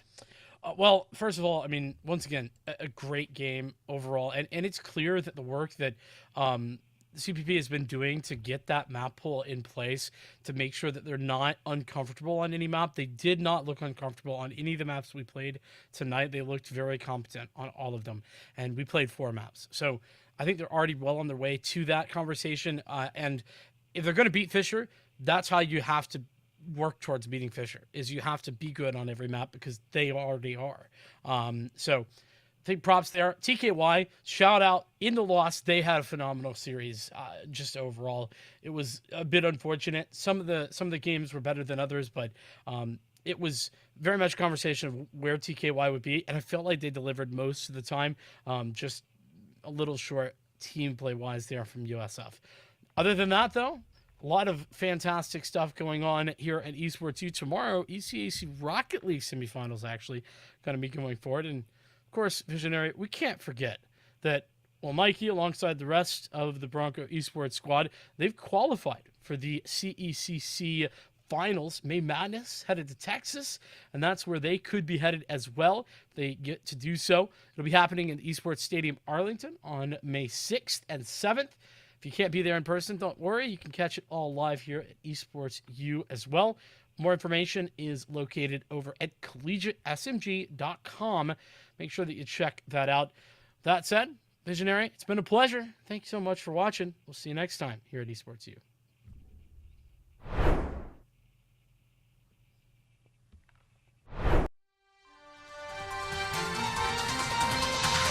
Breaking news. Hello, everybody, and welcome back to the Collegiate Esports Commissioners Cup here in Boise, Idaho. The Western Regional Qualifier has been up and running all day long. We've got a great team of people scattered out throughout the building that are ready to bring you all the action of the content. We're going to jump over to the player pit with Septilence and get a hear on what's going on over there. Hello, everybody. My name is Septilence, and not every great game can happen on stream, so a little bit of them happen here in the player pit. We've got UCLA versus UNLV in the lower bracket map 5 control happening right now. Whichever team loses this, unfortunately, goes home this weekend. It is all on the line right here. Capture the energy and the excitement of how much this can mean to these players. Thank you so much, Septilence. It looks like great things are going on over there, and a lot of us have been spending all day long here in the building, so we want to take a look outside. We're now going to jump over to Septilence with the weather.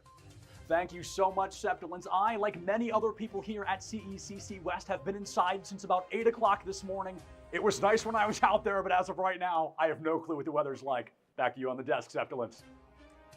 All right. I guess that's the weather from Septilence. We've got a couple more reporters scattered out around the building. The first one going to be out on stage, getting a great feel for the competitors and the competitive nature that builds at an in-person event like this. Let's take a look at what Septilence has going on stage. Here on the main stage, we have Hawaii versus Oregon in our first streamed Valorant matchup of the weekend. These players, only some are going to get to play on stage, but when you're up there, it creates a whole new world of nerves, dangers, and new opportunities to take down your opponent. Thank you so much, Septilence, for going out and getting that information of what's happening on stage and letting us know which players and teams are having a good or bad time. So this event's all about at the end of the day is the players that are going to walk away with that first place slot. We're going to jump out to Septilence in the audience, who, if the rumors are true, is about to get some breaking news. It has been chaos here today, Septilence. It has been a very busy day for these players, and Wave Riders from Hawaii are keeping it a very close game on stage, and things are looking...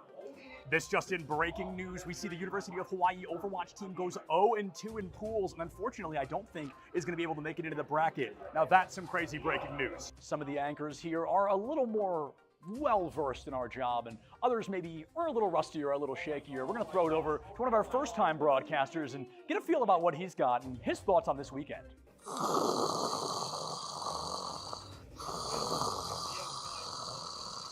From what I understand, we have a correspondent somewhere outside. Apparently, he's running a little bit late. Maybe let's jump over to him and see if he's on his way. They said look for the Septilence news van. I'm going to be so late. What time is... Oh, my coffee! Oh, come on! Oh, man! Now, collegiate esports is often a place where legends are forged as these players go head-to-head until there is the best of the best left standing. Now, we've gotten a rumor that a pro player has entered the building, and we've got a correspondent with a little more information on that. Septilence, take it away. You know, I didn't think it was going to be easy, but it was a lot harder than I expected. When you arrive to a somebody named Septilence tournament, you don't think there's going to be a full bracket, but a win is a win, you know what I mean? I'm pretty excited to be taking this baby home. Now, our team of correspondents was spread throughout the building, but due to the fact there's only so many of us, we could bring you just a taste of what the CECC has to offer. Now, remember, the Collegiate Esports Commissioners Cup is in Arlington, Texas later this year, and if you want to keep an eye on that, be sure to follow Esports U on all of their social media, all of their channels, including Twitch and Twitter, to stay up to date with what we have to offer. Thank you so much for joining me and my correspondents, and we'll see you in the next one. Okay, CECC West, Septilence is in the audience, Septilence is in the pit, Septilence is outside, Septilence is lost, Septilence is sleeping. We gotta get more people on this team. That's crazy. Oh, wow. Just event of all of these, the massive, nope, I hate it. Oh my God. Okay, thin and not, nope, I hate it. Sorry. Commission, nope, screwed it up. Welcome everybody here to the top 5 plays of the week from Esports U. Clutchkey here to help you bring those top 5 plays. We got a good batch for you this week. Let's start off with play number 5. This one taking us to Valorant. It's the Pioneers of Utica University and the NYIT Bears Team Blue. First map comes to Ascent, and the Bears are trying to retake B-site, but Anchor bringing out the judge, and it's time to put NYT under the gavel. As NYT, you know, not a whole lot of health on IDK board. They're just going to try to spray up. They find H207 actually. And now, GB3, the judge though. Oh! Anchor sent him to the bottom of the ocean. It does it with 3.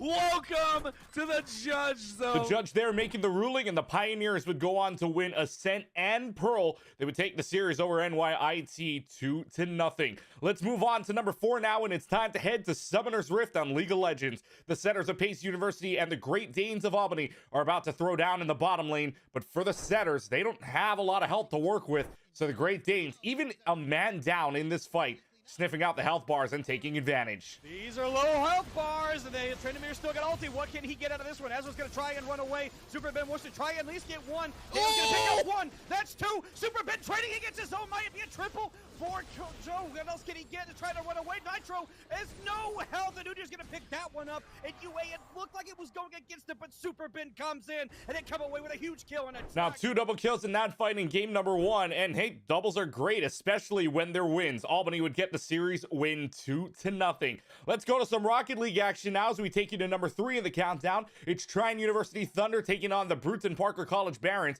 In game 2 of the series, Sino gets bumped at the beginning of this, but then Sino decides to pull out the Uno reverse card and give the Barons a goal. Center field looks like Sino was bumped, so he can't get that ball follow up quick enough. Perhaps make an opportunity of his own, though. Stalls that ball in the air.